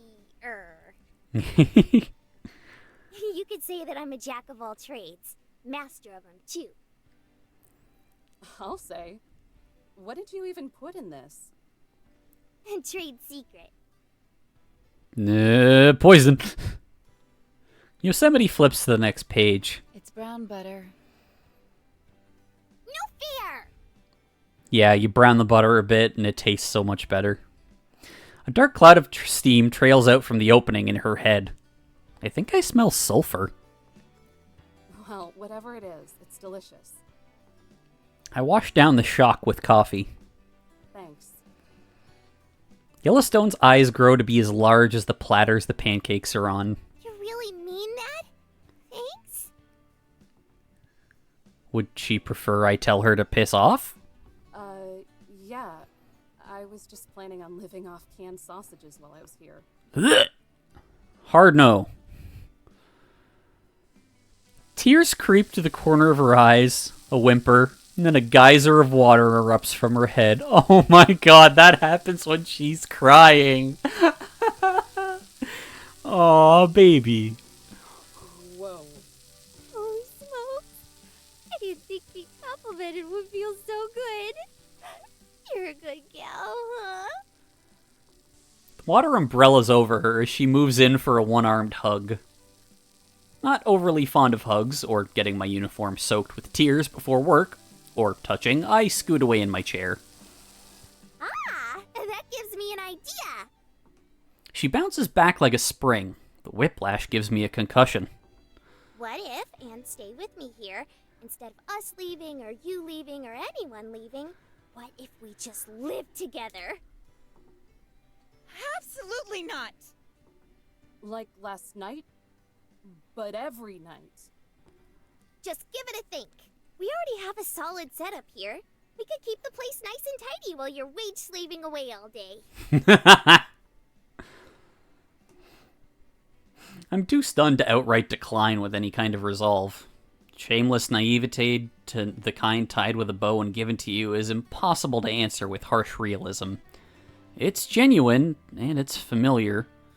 And if the food will always be this good, maybe the idea isn't what, Eve? Isn't gonna happen? Because that's the only thing it is. Remember why you're here. Look outside. Look at the land you love. And look at the scavengers that stomp over it. Now, remember why you're here. I'm only here because it's my job. Last I checked, Woodland Sprites aren't on the payroll. The pancakes were good, but I'm still radioing this in. Yellowstone's excitement is snuffed out like a candle. Aww. Aw, I thought it was a pretty good idea. Don't start crying, don't start crying, don't start crying. Yosemite heaves a small sigh of relief. I've had more than enough of Miss Misery. And yet I can tell they're going to get together. Before I can bite back, Zion scampers up to Yellowstone with a cutting board. The blue bird from earlier picks at the dried mushrooms that line the board. Does that mean we'll have to find a new home? Aww. She stares down at the mushrooms dejectedly, but Yellowstone reassures her with a smile. Don't worry. Yosemite knows a lot of neato places to hide. We can just trust her to take care of us like always. Yep, she's group mom. We'll be back soon. She won't last long. She leans into the table and locks eyes with me. It's the eyes. They're almost as dull and lifeless as the others. I don't give her an inch, remaining flat and unblinking. Your flapjacks are gonna get dull and lifeless if you don't eat them soon. Yellowstone shuts Yosemite's book and scoots the platter forward. Like a sponge, the pancake has absorbed most of the butter and syrup. With a futile grasp, Yosemite stretches for the book, but it's just out of reach. She sulks and then stabs the pancake with a fork. I was reading that? Now I'll have to find my place again. Too smart for a bookmark? Smarter than you. We both take a bite out of our pancakes. Between chewing, I give her the fakest, most plastic grin I can manage, forcing the dimples until it hurts. She does it right back. It's like staring into a twisted funhouse mirror. It ain't a big dealio. Your brainiac butt has read all those books at least 50 times by now. It is a big deal. You'd be surprised by how much you don't pick up on the first time around. Her gaze drifts over to Zion, who is now crouched down with Pup, letting him sniff the mushrooms. A touch of sadness flashes through her eyes, and for the first time I notice the bags under them. Or how much you forget. Yeah, seems like Zion's having memory troubles. Too bad Eve isn't sticking around long enough for us to use her credit card. We could have ordered tons more books. Amazing. And groceries. More fresh veggies, please.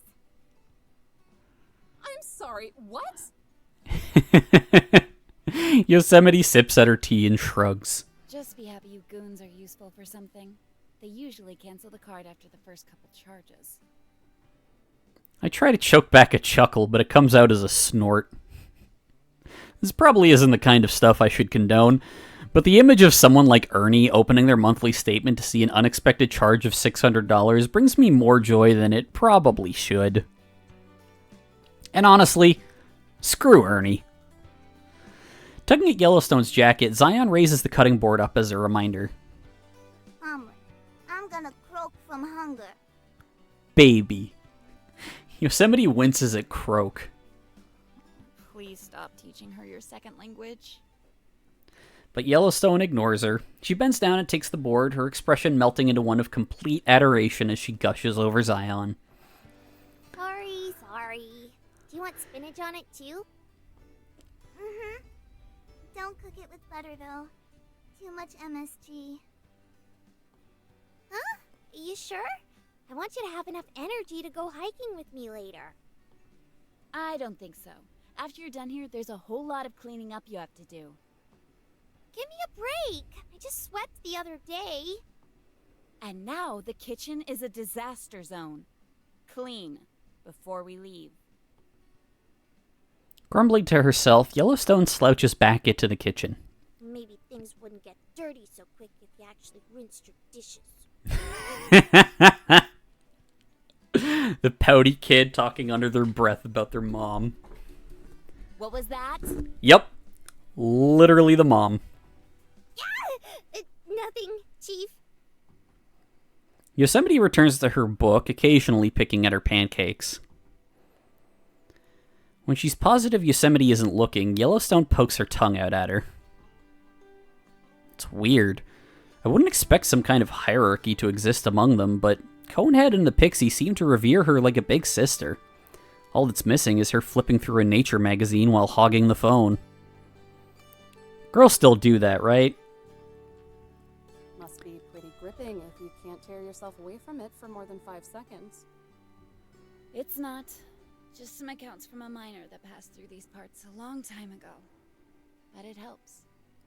Oh, I wonder if that's a cute little reference to Highway Blossoms. With your research? Her brow furrows and she gives me a side-eyed glance. Want to tell me how you know that? You've made it pretty obvious? You have a folder that literally has research written on it. Wasn't hard to put 2 and 2 together. Look, it does math. It does facial reconstruction too. She pinches her eyes shut with a groan. I knew your snooping would be an issue. Don't get your yoga pants in a bunch. I didn't actually see anything. Stuff from the pancakes, I lean back in the chair and melt.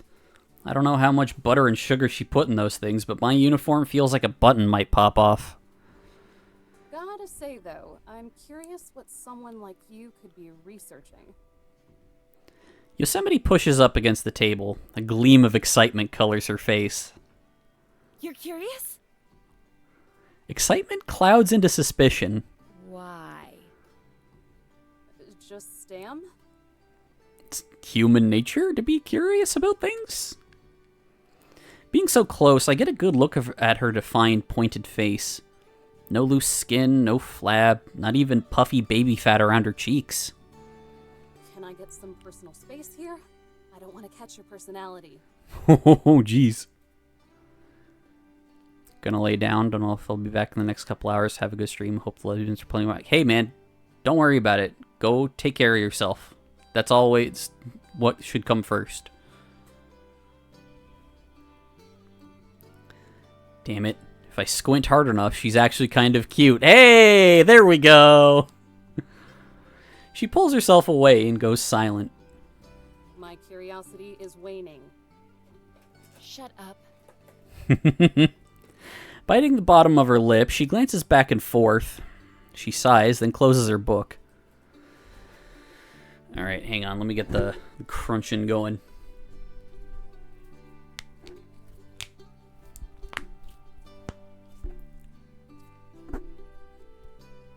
Oh, that one was not bad. Better than Monday's for sure. And get a drink real quick.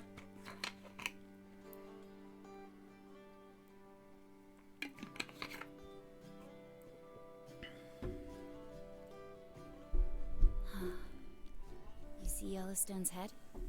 Hard not to. Her voice droops to a hoarse whisper as she leans in. I do the same. How could I not? What does it look like to you? What does this have to do with any... Just tell me what it looks like. Was it a good crunch? Hell yeah. A volcano? It looks like a volcano. And can you guess what has a volcano? Yellowstone National Park, obviously. But volcanoes don't actually look like that. You're not going to get anywhere with that kind of linear thinking. She moves on. And look at Zion. I do. She hovers in the air, keeping the omelet out of Pup's reach. Leaves float off her like autumn. No, this isn't coyote food. It's not good for you. No, baby. See those leaves and branches? Pretty lush, right? Sure. Remind you of any particular painting? She points her thumb at the wall. I glance back and admire the painting of Zion National Park with its deep greens and mix of fiery reds and beiges. Wait. Are you saying... Starting to get it? Oh god, I'm gonna have to get some lozenges after this. My mind skates to the obvious. Yeah, the 3 of you like playing dress-up. Real cute. It's amazing how you keep finding new ways to disappoint me. Let's try this again. I ignore the snark dribbling out of her mouth. After all, disappointing people is second nature at this point. Myself, particularly. Yosemite scoots against the table. She points at her face, specifically the freckles dotted across it. Are you giving me permission to slap you? I want to see a Nightwin edit with Yellowstone. Oh god, yes. I'm giving you permission to learn. Now touch it. Closing her eyes, she sticks out her chin and waits, like someone expecting a kiss. I reach out with my hand, but an overabundance of caution keeps me from going any further. What if this is some kind of trick? She tried to scare me away, didn't she? What's stopping her from biting off my finger? Wouldn't be the first time someone has tried that while I was on the clock. I shudder as I remember that man's blistering, bloodshot eyes. He had been delirious, caked in pine needles and mud, with tattered clothes. No telling what he was hyped up on. After Jessie made sure I was okay, she shrugged. It takes all kinds, she said. Yosemite's nose wiggles impatiently. Cute. I decide she's probably harmless, and waking up alive is good evidence for that. Even if we've only tossed verbal punches at each other, she was the one who offered a truce. That has to mean something. I can't shake the suspicion completely, but I do reach out and brush my hand over her cheek. A gravelly and rugged texture scratches my fingertips where her freckles should be. It finally clicks with me. Those aren't freckles at all. They're more like scales or pebbles glued to her face. Just to make sure, I sweep my hand up and down her face. Between the patches of pebble, her soft skin glows a flushed pink. Said to touch it, not to caress it. Jeez. Gay. I grip one of the pebbles between my fingers and tug on it. Instead of it ripping off, Yosemite's skin stretched right behind it. She pulls away. Hints of tears glisten at the corner of her eyes. You didn't have to be so rough. My mouth hangs open as the confusion bounces around like a tumbleweed in my head. Is that rock? Well, it sure isn't costume jewelry. Whining, she soothes her pulsing cheek. I twist around and look at the top painting in the pyramid. Lambert Dome. I saw glimpses of it on the drive here. If I stepped outside, I could see it now. And every time I've ever climbed up there, it's been gravelly, and it's been rugged. Most mountains in Yosemite Valley are. I think back to Yellowstone's explanation from last night. It's ridiculous. It's absurd. It's basically fantasy. But if there's any other explanation, then I can't think of it. Your Yosemite National Park. Dear God, did I actually say that out loud? Am I going crazy? Is that what's happening? But Yosemite gives a satisfied nod, and I'm convinced I've taken a one-way trip on the crazy train. I'm riding this locomotive off a cliff. Emphasis on loco. Now you're starting to get it. Finally. I try to choke out more words, more questions, but they dissolve into breathy stutters. Yosemite looks on with an amused smirk. Far away, laughter and chatter breaks through the confused silence. From outside, I can hear the snapping and crunching of twigs and leaves. The voices get louder past the cabin, then taper off. Just what are you? What are you really? Yosemite's smirk fades into a frown. Her eyes can scan the mess of books and paper and stay there. Her hand grips the table, her nails dig into the wood. You don't know? I hardly believe the genuine shock in my voice. I'm not actually buying this garbage, am I? That's the winning question, isn't it? She slinks back in her chair, breaking her razor-straight posture. She sighs, drawing in a deep breath, but releasing it as a quick puff. Her frown relaxes into a smile. It's a soft smile, the kind people have when they're nostalgic or thinking about a family member that isn't around anymore. Do we not know? Or do we just not remember? I can do without the cryptic crap. It's anything but. I'm telling you what I know. And what I know is that I'm Yosemite. Just like they know how they're Zion and Yellowstone. Okay, sure. But how do you know? They just do. She just said that. How do you know that your stomach rumbles when you are hungry? Did someone have to explain the concept to you? How long have you known? I don't know. Have you always known? I don't know. Do you know anything? If I knew anything, I wouldn't be trying to figure it out. She shoots up out of her chair and glares down at me. Her voice cuts through the air like a dagger. Her little outburst throws the room into silence. Yellowstone coughs from the kitchen. Pup's tail spikes up in alert. I stare back, pretending to be unfazed, but secretly I'm tense. My muscles flex against my uniform. In the thick of the silence, Zion tiptoes over to the table. She latches onto Yosemite's hand, her own tiny hand managing to wrap around 3 fingers. Wordlessly, she gazes up at her with deep, pleading eyes. Yosemite's sharp face softens back into that solemn smile. Her hand engulfs all of Zion's. She strokes her palm and fiddles with her fingers. Zion gives a ticklish giggle. I have these fragments that pop into my head. Bits and pieces of a language I don't know. Faces I don't recognize, but seem familiar.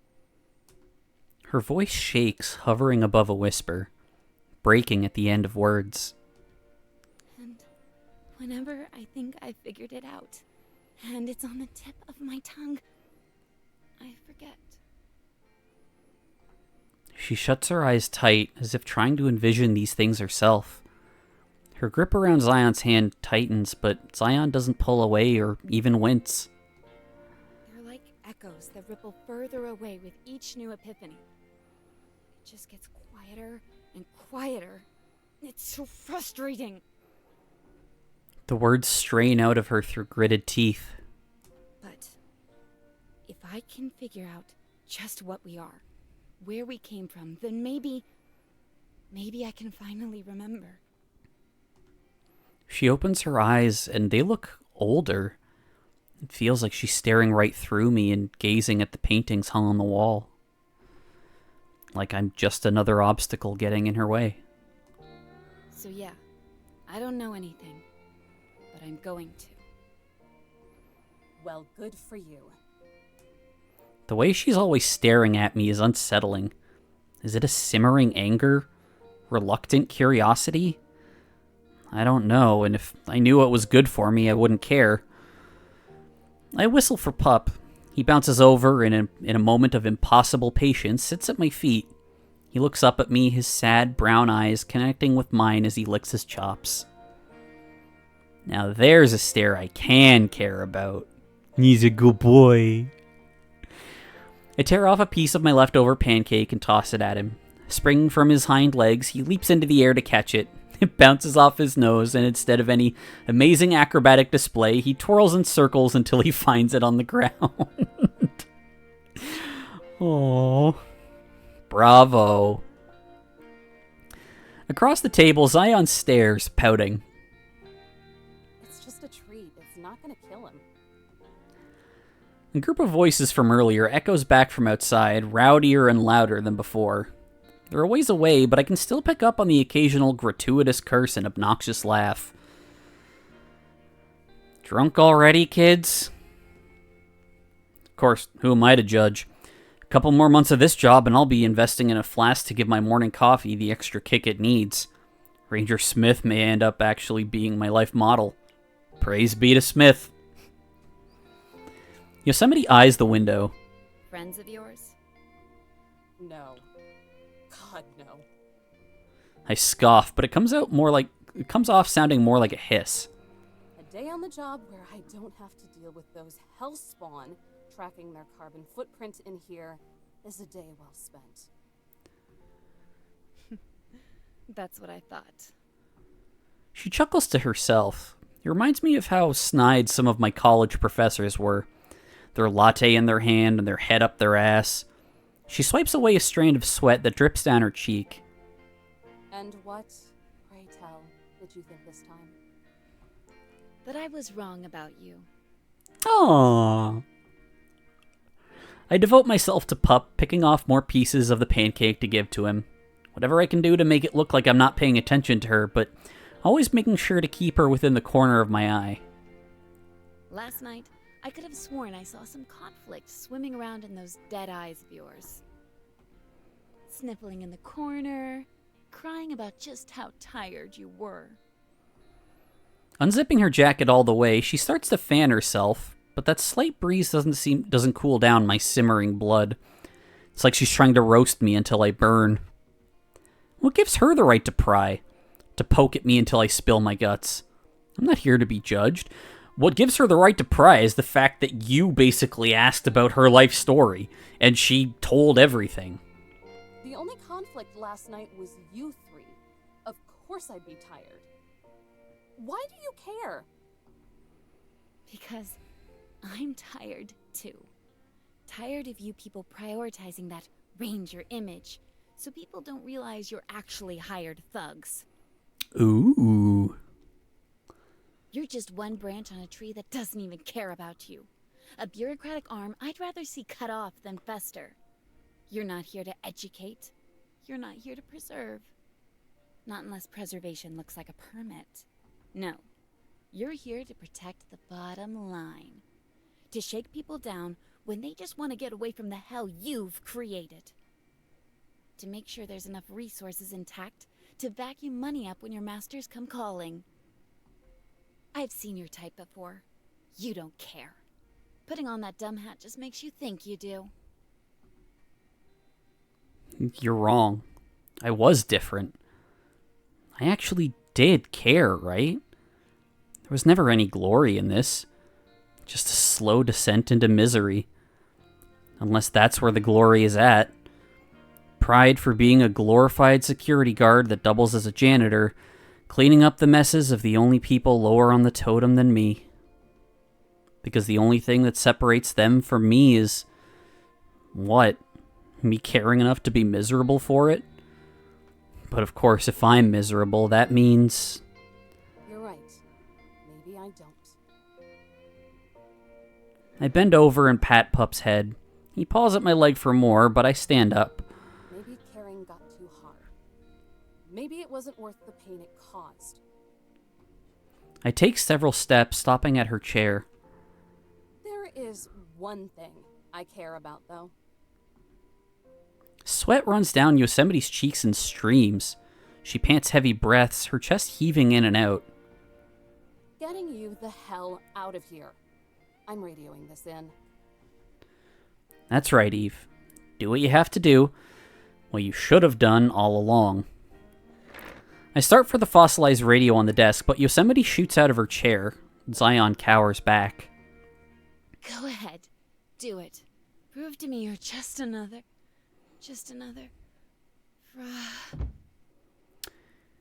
Yeah, I kind of expected that. Her voice dissolves into a breathy air. There's a solid thump. When I turn around, she's sprawled out on the floor. Yosemite! Before I can even connect the dots, Zion and Yellowstone are already at her side on their knees. Yellowstone grabs a stack of paper from the table and fans her. Zion squeezes her hand. I race back over and bend a knee. Heat radiates from her like an oven. I press my hand against her forehead. As soon as I touch her skin, my hand burns. I yelp and pull away. It feels like I just touched a skillet and the burn seared through a layer of skin. A fever? Zion shakes her head. A fire. Oh. Yosemite opens her eyes, glossy and unfocused. Her breath pumps in and out as she fights to get up. Don't move. You'll make it worse. It's... close. She lets out a pained groan. A small hole burns through her jacket sleeve, orange embers crisping around the edges. It sizzles like a cigarette being snuffed out. Like a cigarette. Oh no. I swing open the door as I rush onto the porch. The faint smell of smoke tickles my nose. Maybe just a campfire. Not good. Popping back into the cabin, I snatch my hat and pull it over my head. Yellowstone glances back and forth in compulsive panic, mumbling words to comfort Yosemite. Zion sniffs back a few tears, then looks to me with wavering calmness. Her tiny voice cracks a little. How far is it? I don't answer. That familiar smoky smell, harsher than a chimney, drifts into the cabin. I'm not sure what's going on. I'm not sure how they know what's going on. But after these last 12 hours, I'm not taking any risks. Get her to the couch. And whatever you do, stay here. But Eve, we can... I run outside, slamming the door before Yellowstone can finish. As I sprint down the path, swatting away the branches and leaves, my eyes start to burn like they've been open for too long. But no matter how many times I blink, that poking sting doesn't go away. A crowd of voices yell up ahead, all shouting over each other, and all scared. Put it out! Put it out! I'm doing what I can. Now stay back and quit crying. What do we tell you, man? You just had to be the rugged mountain man. Is that Shaggy? Like, obviously it's not the exact same voice, but like... is this guy pretending to be Shaggy? He gets it. He didn't do it on purpose. I don't know about that. I finally tear my way into a small clearing circled by trees, just a big enough space for morons to cause trouble. A patch of blazing red dances on top of a pile of twigs beneath a tree. The fire branches out on both sides like a trail of dynamite, splitting into a short V. The trunk of the tree is blackened with soot. A group of familiar campers, I only recognize them by their jackets, stomp on the knee-high flames, all their faces twisted in fear. The one I talked to last night swats his green jacket over it. Like that's gonna make any difference now. What the hell is going on here? Most of their faces go sheet white, and for a moment they forget about the fire. The kid with the green jacket just keeps swatting the ground. Yet whenever he lifts it back up, the flames climb that much higher. You. 3 seconds to tell me what happened. I point at him, and this time he manages to pull himself away. He turns to me, his eyes red and watery from the smoke. We were... 1. I thought I put it out. 2. I didn't mean to. 3. Get out of the way, before your jacket catches. I march over and shove him into his friends. He doesn't resist, stumbling into their arms like a limp scarecrow. All of you, get away from here. Back to the campground. They watch me with wide, vacant stares. If I were a truck driver, I'd have mowed them down by now. Move it! All except one nod and start tripping their way through the woods. The kid with the green jacket stares at the growing fire, his knees quivering. His little girlfriend glances back and cups her hands over her mouth. Come on, let her take care of it. I like how they're all titled as Dumbass Camper. He shakes himself out of it, then wipes his eyes as he runs off into the woods. My attention turns to the fire. Stomping on it would just submerge me waist-deep in the blaze. The base of the tree trunk ignites, and the embers float down onto the scattered path of twigs that make lines for the surrounding trees. I dig my boot into the ground and kick clouds of dirt onto it. Specks of ember are snuffed out, but the fire remains just as tall.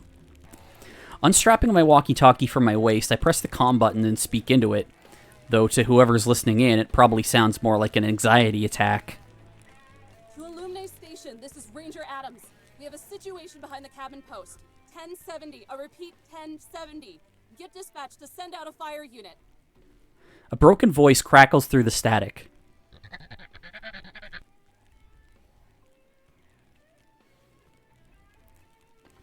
To Illuminae Station, do you read me? To Illuminae Station. Go back, pick up Yellowstone, and use her like a fire hose. I look around and realize just how caged in by these trees I am. No wonder the signal is so jumbled. I didn't notice a fire extinguisher at the cabin, and the station is less than a mile away.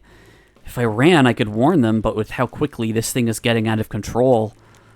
I scanned the clearing. Snow is still on the ground, half melted and tossed around in random splotches. It's not a lot, but it could work. I scrape up as much snow as I can sandwich together. Clots of black dirt stain the white. It feels like dry ice in my hands. I toss it over the fire. Most of the snow melts in an instant, but a section of the fire is extinguished along with it. For a brief second, relief washes over me, but just as fast, it's ripped away. The fire flares up, engulfing more of the tree. I wince as the heat kisses my skin, the flames inching closer. A forest fire on the first day. Wonderful. Taking 3 nervous steps back, I glance over my shoulder. If running to the station is the only way, I guess I have no choice. My legs bend and I take my first giant step, but before I can take another, a shrill voice breaks through the woods. Eve! Yay, she showed up on her own. Yellowstone launches past the trees and into the clearing. Branches and leaves cling to her clothes. She skids to a stop, her eyes locking onto the fire. Okay, so that's happening. What are you doing here? Eve! There you are. She offers a stiff salute. We're here to help. Wait, we? Where's Zion? Her voice is muted, buried under the crackling of the fire. We? Descending from above the trees, Zion flaps her wings as she glides down to me, stopping to meet me face to face. You can't do this alone. I told you to stay at the cabin. Miss Eve, if this doesn't get put out soon, there won't be a cabin. Her usual meek voice rings with a mature clarity. Like an untamed weed, the flames shoot up taller. Branches look like candle wicks. Smaller flames snake to the surrounding trees, lighting the very soil aflame. I hate to bring non-park personnel into this, but she has a point. Fine, but as soon as things start looking hairy, I want you to get out of here. They give hurried nods. Good enough for me. Congrats, girls. You're deputized. Gather up as much snow as you can and dump it on the fire. Dirt works too, but don't give the fire any extra fuel. Ma'am, yes, ma'am. We all scramble to work. Yellowstone and I search for scattered piles of snow. We scrape them up by the armload and drop them onto the fire. The snow evaporates before our eyes. Zion flutters up to the peaks of the trees, shaking any branches that are still coated white. The snow crumbles away, smothering large portions of the flames. It sounds like sizzling bacon. But as helpful as Zion's effort is, it only puts out the connecting trails of the fire. The second tree cracks as flames spread across the bark. And then the next tree. The smoke is harsh and oppressive, flying into the back of my nose and filling my lungs with buckets of burning air. Squinting is the only way to see through the pain. I expect my eyes to shrivel up in their sockets. Through a fit of pained coughs, I call out to Yellowstone and Zion, hoping the 2 blurry watercolors in front of me are them. No good. We need to get out. ASAP. Wait, I have an idea. Save it. If we stay here, we're toast. The blur that I'm pretty sure is Zion ignores me, turning to the Yellowstone blur instead. Yellowstone, you know I love you lots, right? Of course I do. Love you lots too. But the fire. I know. Which is why I'm really super sorry for what I'm about to do. Please don't hate me. Huh? How could I ever hate my Earth Inc? Zion raises up her tiny leg and stomps down on Yellowstone's foot. Oh, I see what she's doing. The snapping of branches and crackling of fire isn't enough to disguise the crunching I hear as Zion digs her heel into Yellowstone's toes. Ugh. There's a broken whine. The pain is delayed. Why? The high-pitched whine cranks up to a frequency, growing as sharp and piercing as a fire alarm. A few sniffs and it dissolves into bawling, shrieking straight into my eardrums.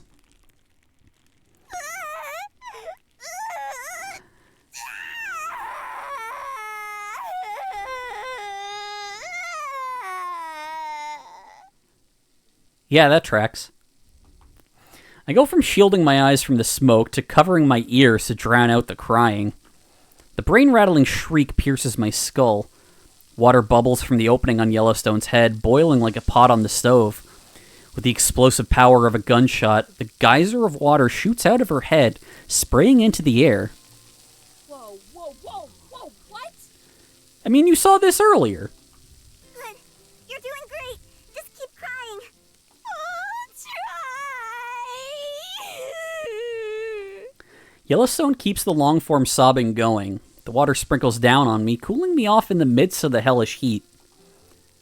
Wait, that's it! I hear you loud and clear, kid. I shoot Zion a thumbs up. I have to give it to her. This is a smarter plan than anything I could have ever come up with. Yellowstone, aim for the fire. Okay. Oh. Sobbing like a child lost in the supermarket, Yellowstone obeys, bowing her head and blasting the geyser at the burning trees. Zion latches onto Yellowstone's waist, guiding the rush of water to the flames. I was right! Use her like a fire hose! It reminds me of a firefighter aiming a fire hose. Swaying red and orange swinks as the water splashes down on it. Bit by bit, the fire dies down. Smoke, lighter than the gray plumes that choked the air only seconds ago, blankets the clearing with a layer of mist. The roaring of the flames quiets to the snaps and pops of a campfire, until all I hear are Yellowstone's hushed whimpers. Her tears and the geyser have dried up, as simple as twisting off a faucet. The three of us hack out our lungs, retreating from the smoke so we can get a better look. Is it out? Did we get it all? Yellowstone brushes away the remaining streaks of tears. Looks like it. I scuff the heel of my boot against the dirt, just in case there are any stray sparks. Yellowstone! Zion tackles Yellowstone's legs, snuggling her face into her jacket. I'm so proud of you. You did really good out there. You were so boss. How do you say it, right? It's great hearing the tiny child use the slang. Gee whiz. You really think so? She wraps her arms around Zion and brings her in for a hug. You did pretty swell out there, too. That was some quick thinking. Yeah, she's a smart kid. I crack a smile, and how can I not? We stopped this whole section of the park from going up in smoke. Also, these two might be adorable. Still, I can't help but shudder at what could have happened if I weren't here. It's all because of those punks. Another group of careless campers. If it's not painting on rocks, it's hunting without a license. And if it's not hunting without a license, it's somehow starting a forest fire in the biting cold of early spring. My smile, that small burst of happiness, is short-lived. A glowing sense of duty lights up my guts as raging as the fire. I start trudging my way out of the clearing. Miss Eve? Thanks for the help. But you two need to get back to the cabin. Where are you going? To snuff out another fire before it spreads. Hell yeah. The rage stews inside me, building like a pressure cooker. I storm out of the woods. Pups' howls yelp out from the cabin as I pass it. Of course this would happen. Of course it would. How could Jesse think things would actually get better here? Why would I even humor that optimist junk? After all this time, I should know better. I should know how these people operate. I should know that every thoughtless bastard tells themselves they aren't the problem, and that one slip-up won't hurt anything. How the old men grumble about permits and feel entitled enough to throw their empty cans of beer into the lake. Because a sliver of their 6 figures are tossed to us, like tossing leftovers to dogs. It's not enough that I'm beholden to the greed and laziness of bureaucrats and the drooling masses. The land has to be too. Its vivid lushness, airbrushed with greens and yellows, and on those dewy autumn mornings, the brown and orange of harvest. The salt and pepper mountaintops with their rushing waterfalls. From the impenetrable Rockies to the harsh beauty of the Badlands, to the sparkling shores of the Pacific and Atlantic. It's just another resource to exploit, to profit off of, to enjoy then abandon. If that's how it's going to be, if that's the world we've built, let me be the first to try and knock it down. When I get to the camp, the Brat Pack is huddled in front of a tent. It shakes and blows with the wind, held down only by stakes driven into the ground. They speak in anxious whispers, unaware of my presence. The kid in the green jacket puffs away in a cigarette, combing his fingers through his messy hair. His girlfriend is the first to see me charging over. She mumbles his name, but by the time he notices me, I'm already up in his dumb face. I nab him by the collar and yank him from the safety of his group. I twist his shirt so my knuckles press against his neck. I've met a lot of idiots on this job, but you must be a real protege. Like the splitting of the Red Sea, his friends clear a path around him. Whoa, take it easy, lady. This is assault! Oh my god, do you know how unethical this is? Bitch, you don't know the meaning of ethics. Yeah, almost as bad as arson. Wanna report it? That shuts her up. I'm not gonna lose any sleep because I dangled my slice of authority over these idiots. Not now. What was rattling in that skull of yours, huh? You a firebug? This what gets you off? Or are you just stupid? Probably just stupid. This moron with his ironed-out, wrinkleless brain can only find it in himself to stutter. As he shakes, a pack of cigarettes bounce around in his breast pocket. That's what I thought. I tug him closer. He swallows, his Adam's apple brushing against my fist. Listen here, you little shit. Finally, he breaks out of his catatonic state and struggles to pull away. This just pisses me off more. I snatch the lit cigarette from his mouth and crumple it up in my hand. I said listen. The cigarette singes my palm.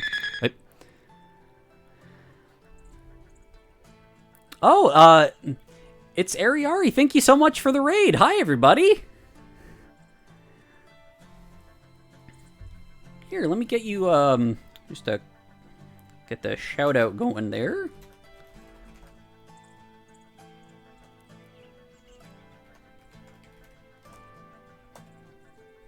There we go.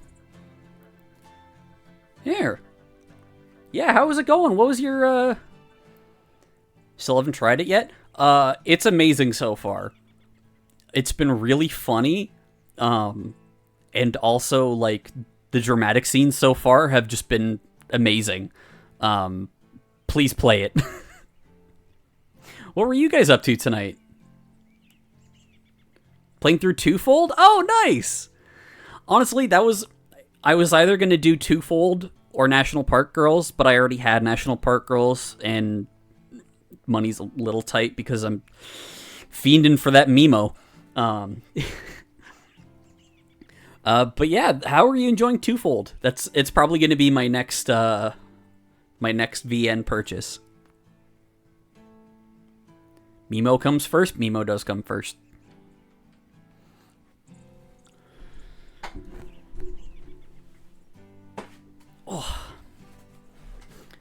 Oh, the First Snow is a prequel. Right. I think I have First Snow in my library.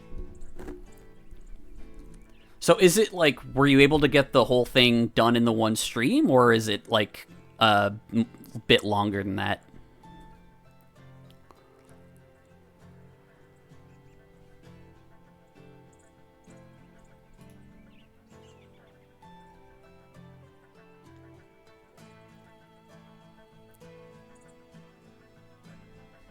Oh my god.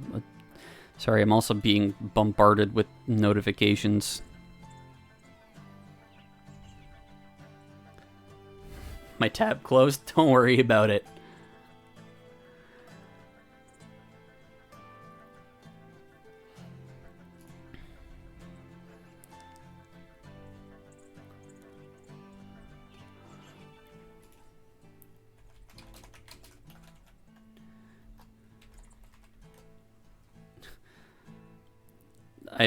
Some of my friends don't know to not fucking ping me when I'm streaming. Definitely gonna try NPG at some point, but I need to buy it in the next sale. Absolutely. I can't remember when it was, but there was a sale where it was like all the the DLC episodes were like super cheap. So if you can get it when it's on sale like that, 100% do it. I'm already like We're still in chapter 1 so far of the base game. I don't know how much each episode adds on top of that, but I'm already excited for it. So for context, so this is our main character, Eve. She just put out a forest fire that was caused by some idiot college students. She literally just snatched a lit cigarette from a guy's mouth and crushed it in her palm because she's this pissed off. And I love her. Not the idiot college students. It's always the idiot college students. They're literally, they don't get names. They're literally dumbass camper 1, 2, 3, and 4. That's their title.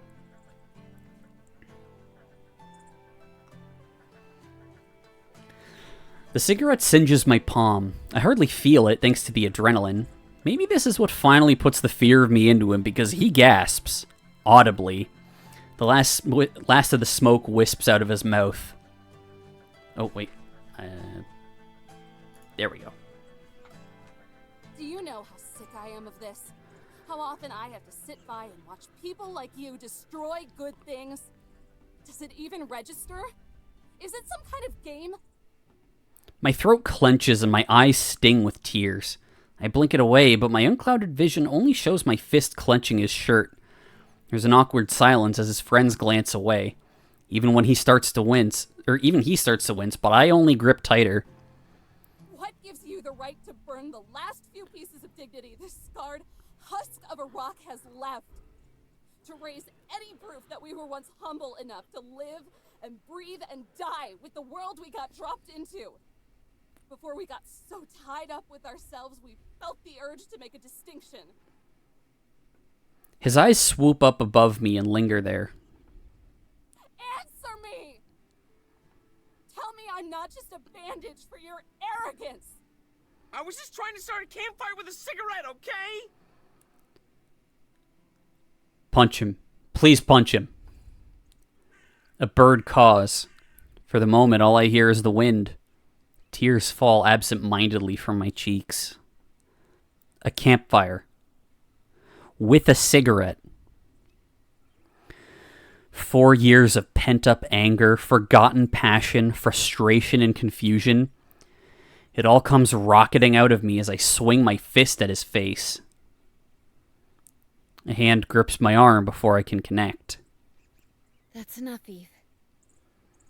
I spin around, seething with fury. Yosemite stares down at me, a little worse for wear, but tall and straight like a sequoia. She towers over the campers. They look like shrubs in comparison. Oh yeah, these two kind of don't like each other, but like, you can totally tell they're gonna get together. You've already chewed them out. They were just about to leave anyway. Her voice is stern and certain. She scans the group of campers, her steely gaze punctuated by the residue of sweat that sticks to her cheeks. They each give an affirming nod. The kid in the green jacket wiggles out of my death grip, and the whole lot of them scramble further into the camp. Why the hell would you do that? They're just going to call... She envelops her arms around me and then pulls me in for a hug. My hat blows off. Thank you. I needed to hear that. What? Her voice is a whisper that caresses my ear. You've done enough. At least for today. I've done enough? I hear that and go limp. Over her shoulder in the thick of the woods, I can see the cabin nestled under the pines like a forgotten paradise. The citrus smell of lemongrass sticks to Yosemite's jacket. Her skin, while no longer feverish, is warm like an embrace from a blanket. The image of the cabin blurs as my breath shakes. And for the first time in maybe 4 years, the tears aren't angry or frustrated or confused. Only sad. I can finally let them be sad. I just wanted to protect what I love. Yosemite gasps as if her breath has been sucked away. She pushes my head down, pressing it against her shoulder as she strokes my hair. I cry into her jacket, the tears dampening the hide and leather. You're a fool. She chuckles, and I can hear the soft grin in her voice. But maybe we need more fools. The tears keep coming, so much that I think I might choke on them. With each breath I draw and every sob I take, my throat gets tighter. Maybe it's trying to wring it out after all this time. To be commended like that means more to me than approval or a pat on the back from Jessie. It's validation. It's acknowledgement. That even if what I'm doing is meaningless, I've still devoted myself to it and suffered. And maybe that suffering isn't entirely worthless after all.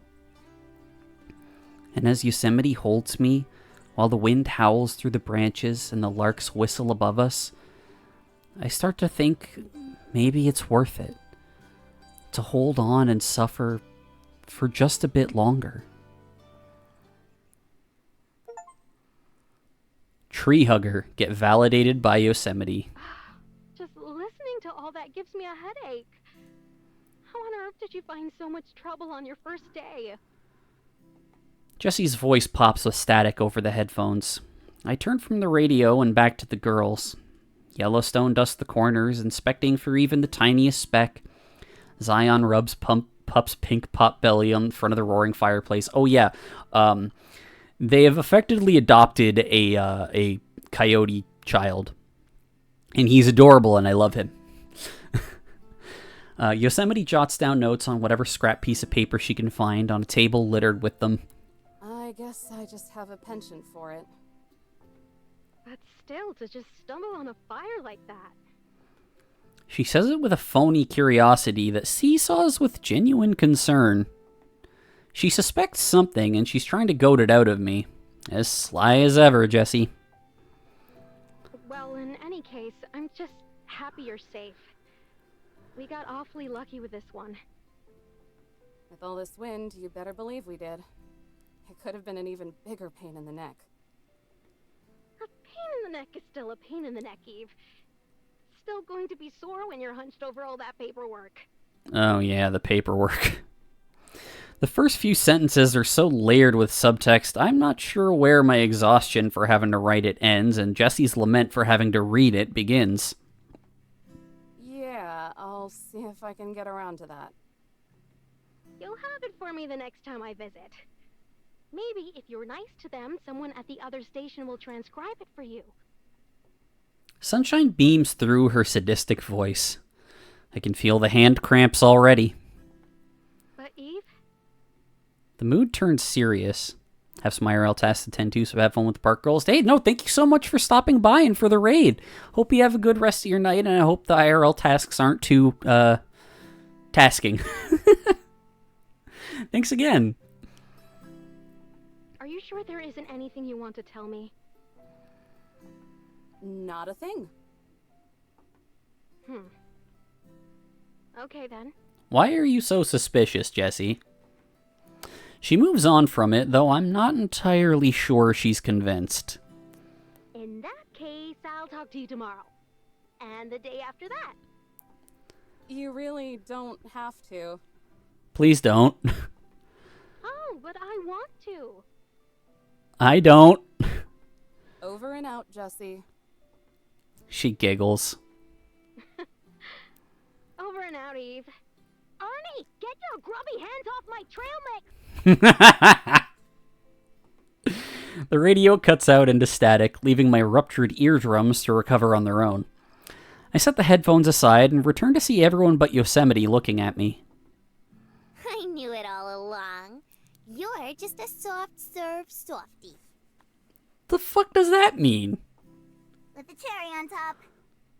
Aw, Zion's such a good baby. Yosemite flips the paper over and scoffs. The pitted kind, maybe. Careful. If you bite down, she'll crack your teeth. Aw, that's a cute CG for it. I join her at the table and collapse into my chair. Zip it. Or next time I'll actually let you burst into flames. No, you won't. It was just a fever. I would have been fine. Eventually. Like that makes any sense. What if there's an actual campfire, or lightning strikes a tree? What happens then, huh? What did I tell you about linear thinking? If this truce is going to continue, you're going to need to expand to the abstract. Your existence is plenty enough abstract for me already. Yosemite pauses over her work. She looks up and smirks. I smirk back. Yeah, flirt more. Who knows? It might be fun to have someone around to spar with. At the very least, she's more engaging than any camper I've ever torn apart. This girl bites back. Oh, is that how it is, Eve? All right, everyone, listen up. Yellowstone and Zion stiffen to attention. Pup rolls over onto his pup butt. If you're bunking here, I want this place to stay immaculate. Last thing I want to deal with after clocking out is a pigsty. Yellowstone will handle it. She can start cooking for one more, too. What is she chewing on it, or is she, like, playing the flute? That's so mean, guys. How can you just sell me up the river like that? Oh, okay, it's celery. That's what Zion's eating. Oh, that reminds me. What are you going to do with those campers, Miss Eve? Flip their lids? Make them apologize? And take them out back? I wish. Have them pinky swear not to do it again? Oh, she's so innocent. None of the above. I'm letting them off the hook. If I'm lucky, they'll get picked off by a killer in the woods. Otherwise, everybody gets one free pass. They both look shocked, but after glancing at each other, they shrug. Pups trots over and curls up at my feet. Just their pet coyote, you know. Now that's funny. What is it this time? For someone who doesn't care, you sure put a lot of energy into it.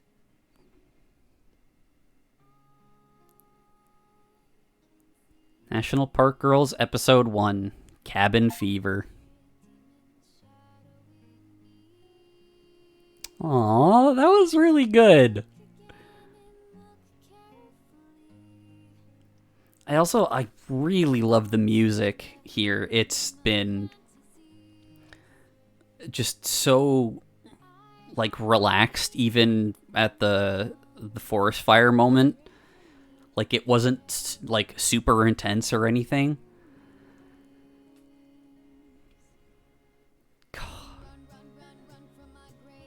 And Sarah Mancuso did the soundtrack again, of course. A+, just excellent, excellent composer.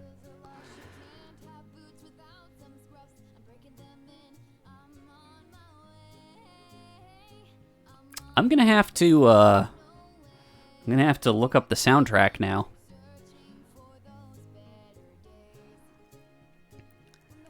Natalie Van Sistine as Eve. Rachel Messer as Yosemite. She's in a few other things. Jill Harris as Yellowstone. Zion, Dumbass Camper Girl 2. That's never gonna get old to me. Dumbass Camper 2. Pup.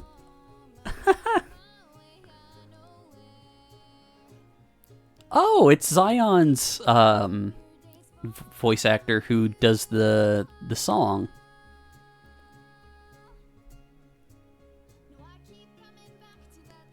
Special thanks to the rangers and employees of the National Park Service. Aww.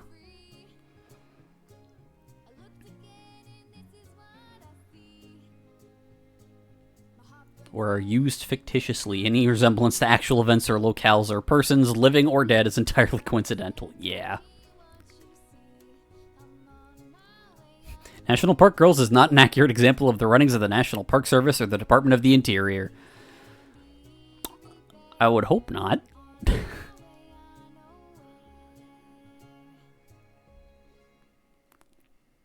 Aww. Howdy, yo, campers! And welcome to me and Zion's first fireside chat. This is so cute. Oh my god. Hello. It's very nice to be here. Today we're gonna do our gal Eve proud and talk about the history of the National Park Service. Alright. Before Yosemite finds out we took her books. I hope. Aww. Aw, don't be square, cutie. We got this. It all started back in the 10th century when Leif Erikson... That's a little too far back, Yellowstone. Oh, Columbus and his pilgrims, then. Oh, I think she's actually the same voice actor for Tess in Highway Blossoms. Ooh. I don't think that's quite right, either. It's a good guess, though. The National Park Service actually has its roots in the years following the founding of the United States. In 1790, after getting permission from Congress, President George Washington obtained land near the Potomac River to build a new capital city. This city was named Washington, D.C., and the plan was for it to have a lot of really pretty parks and monuments. Like the Lincoln Memorial? Eventually. A little too soon. But you're on the right track. These places were called the National Capital Parks, and they laid really important groundwork. Whoa, so the Park Service is old as dirt, huh? Not really. There's still a ways to go before the actual Park Service. What happened? I thought you read the book. I did, but without pictures, all those words just make me so drowsy. Aw, she's eepy. Oh. Well, I guess I can explain. If that's okay. Yeah. Knock our socks off. I'll try. For a long time, most parks were run by different groups.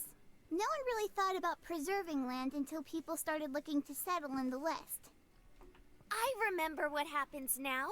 A whole bunch of hippies got misty-eyed and started thinking about how they could keep the land from getting stomped on. Hippies. Hell yeah. One of whom was... George... Yeah? Harrison? No, that's one of the Beatles. No. Kathleen! George Kathleen. Phew. Yay! Good job, Yellowstone. George Catlin was an artist and writer. He lived with Native Americans and was one of the first outside of their tribes to paint Plains Indians in their day-to-day lives. While he was kicking back in South Dakota, he realized we'd be in a lot of trouble unless humans put their heads together. Not unless... By some great protecting policy of government in a magnificent park, a nation's park containing man and beast, in all the wildness and freshness of their nature's beauty. They're so fucking cute.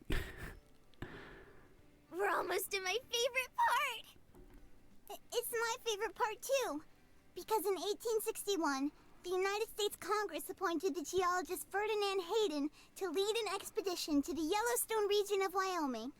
Hey! That's me! Oh. Uh-huh. And he thought you were so pretty that when he came back, he asked Congress to make you a national park. Aw, he should have gone further south if he wanted to find a real cutie. Anyway... It was in 1872 when President Ulysses Grant finally signed a bill that set aside 2.2 million acres of Yellowstone as a public park. So if you think about it, you're the first national park. Then why isn't she the oldest? Jiminy Cricket, I'm old as dirt. The Antiquities Act of 1906 made it possible to protect more areas as parks and monuments. But they were run by different departments. It was confusing. So on August 25th, 1916, the National Park Service was founded. Ah, yes. The best holiday after Arbor and Earth Day. I don't think that's a holiday. It would take a while before it got the power it has today. Execute Executive Order 6166. Really? Yay! You remembered again. From then on, everything was under strict control by the Department of the Interior. And they've been yanking our chain and screwing us over ever since. Yeah, that sounds about right. You sound like Miss Eve. It's scary. That's because I heard her grumble something about it earlier. She talks some mean jive, let me tell ya. Also, why is Yellowstone the one with the slang? Uh-oh. Woo! Would you look at that? We're all out of time. Catch you next time, campers. And remember to love our parks. Bye-bye! Yeah, and Zion just flies up.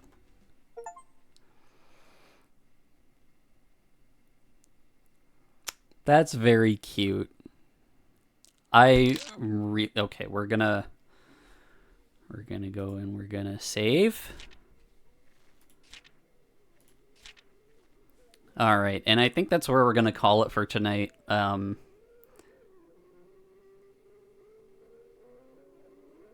What the fuck? Well, that's not horrifying at all. All right, so we're gonna call it here. There won't be Kingdom Hearts on Friday, but there will be.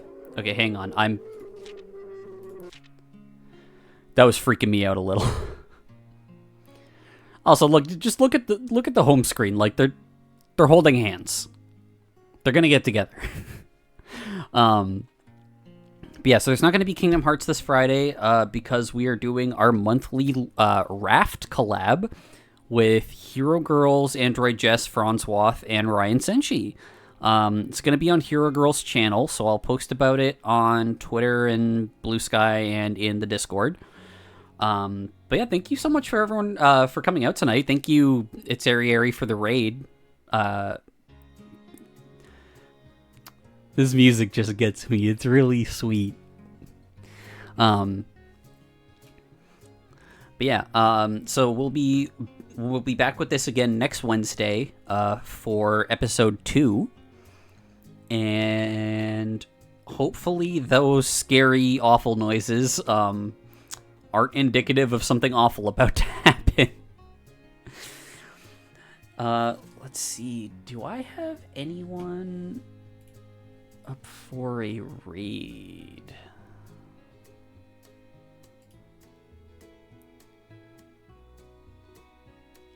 Where is...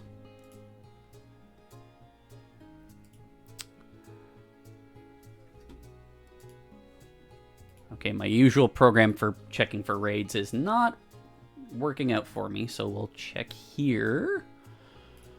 Do I have anyone live right now? Hey, Callista is also doing National Parks Girls, so we're gonna go over to her stream, and yeah, let's go with the message, NPG raid. Yeah.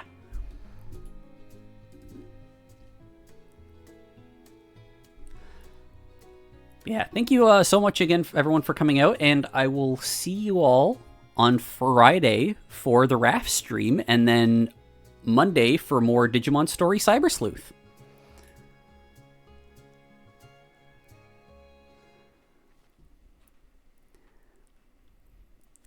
Have yourselves a great night, everybody.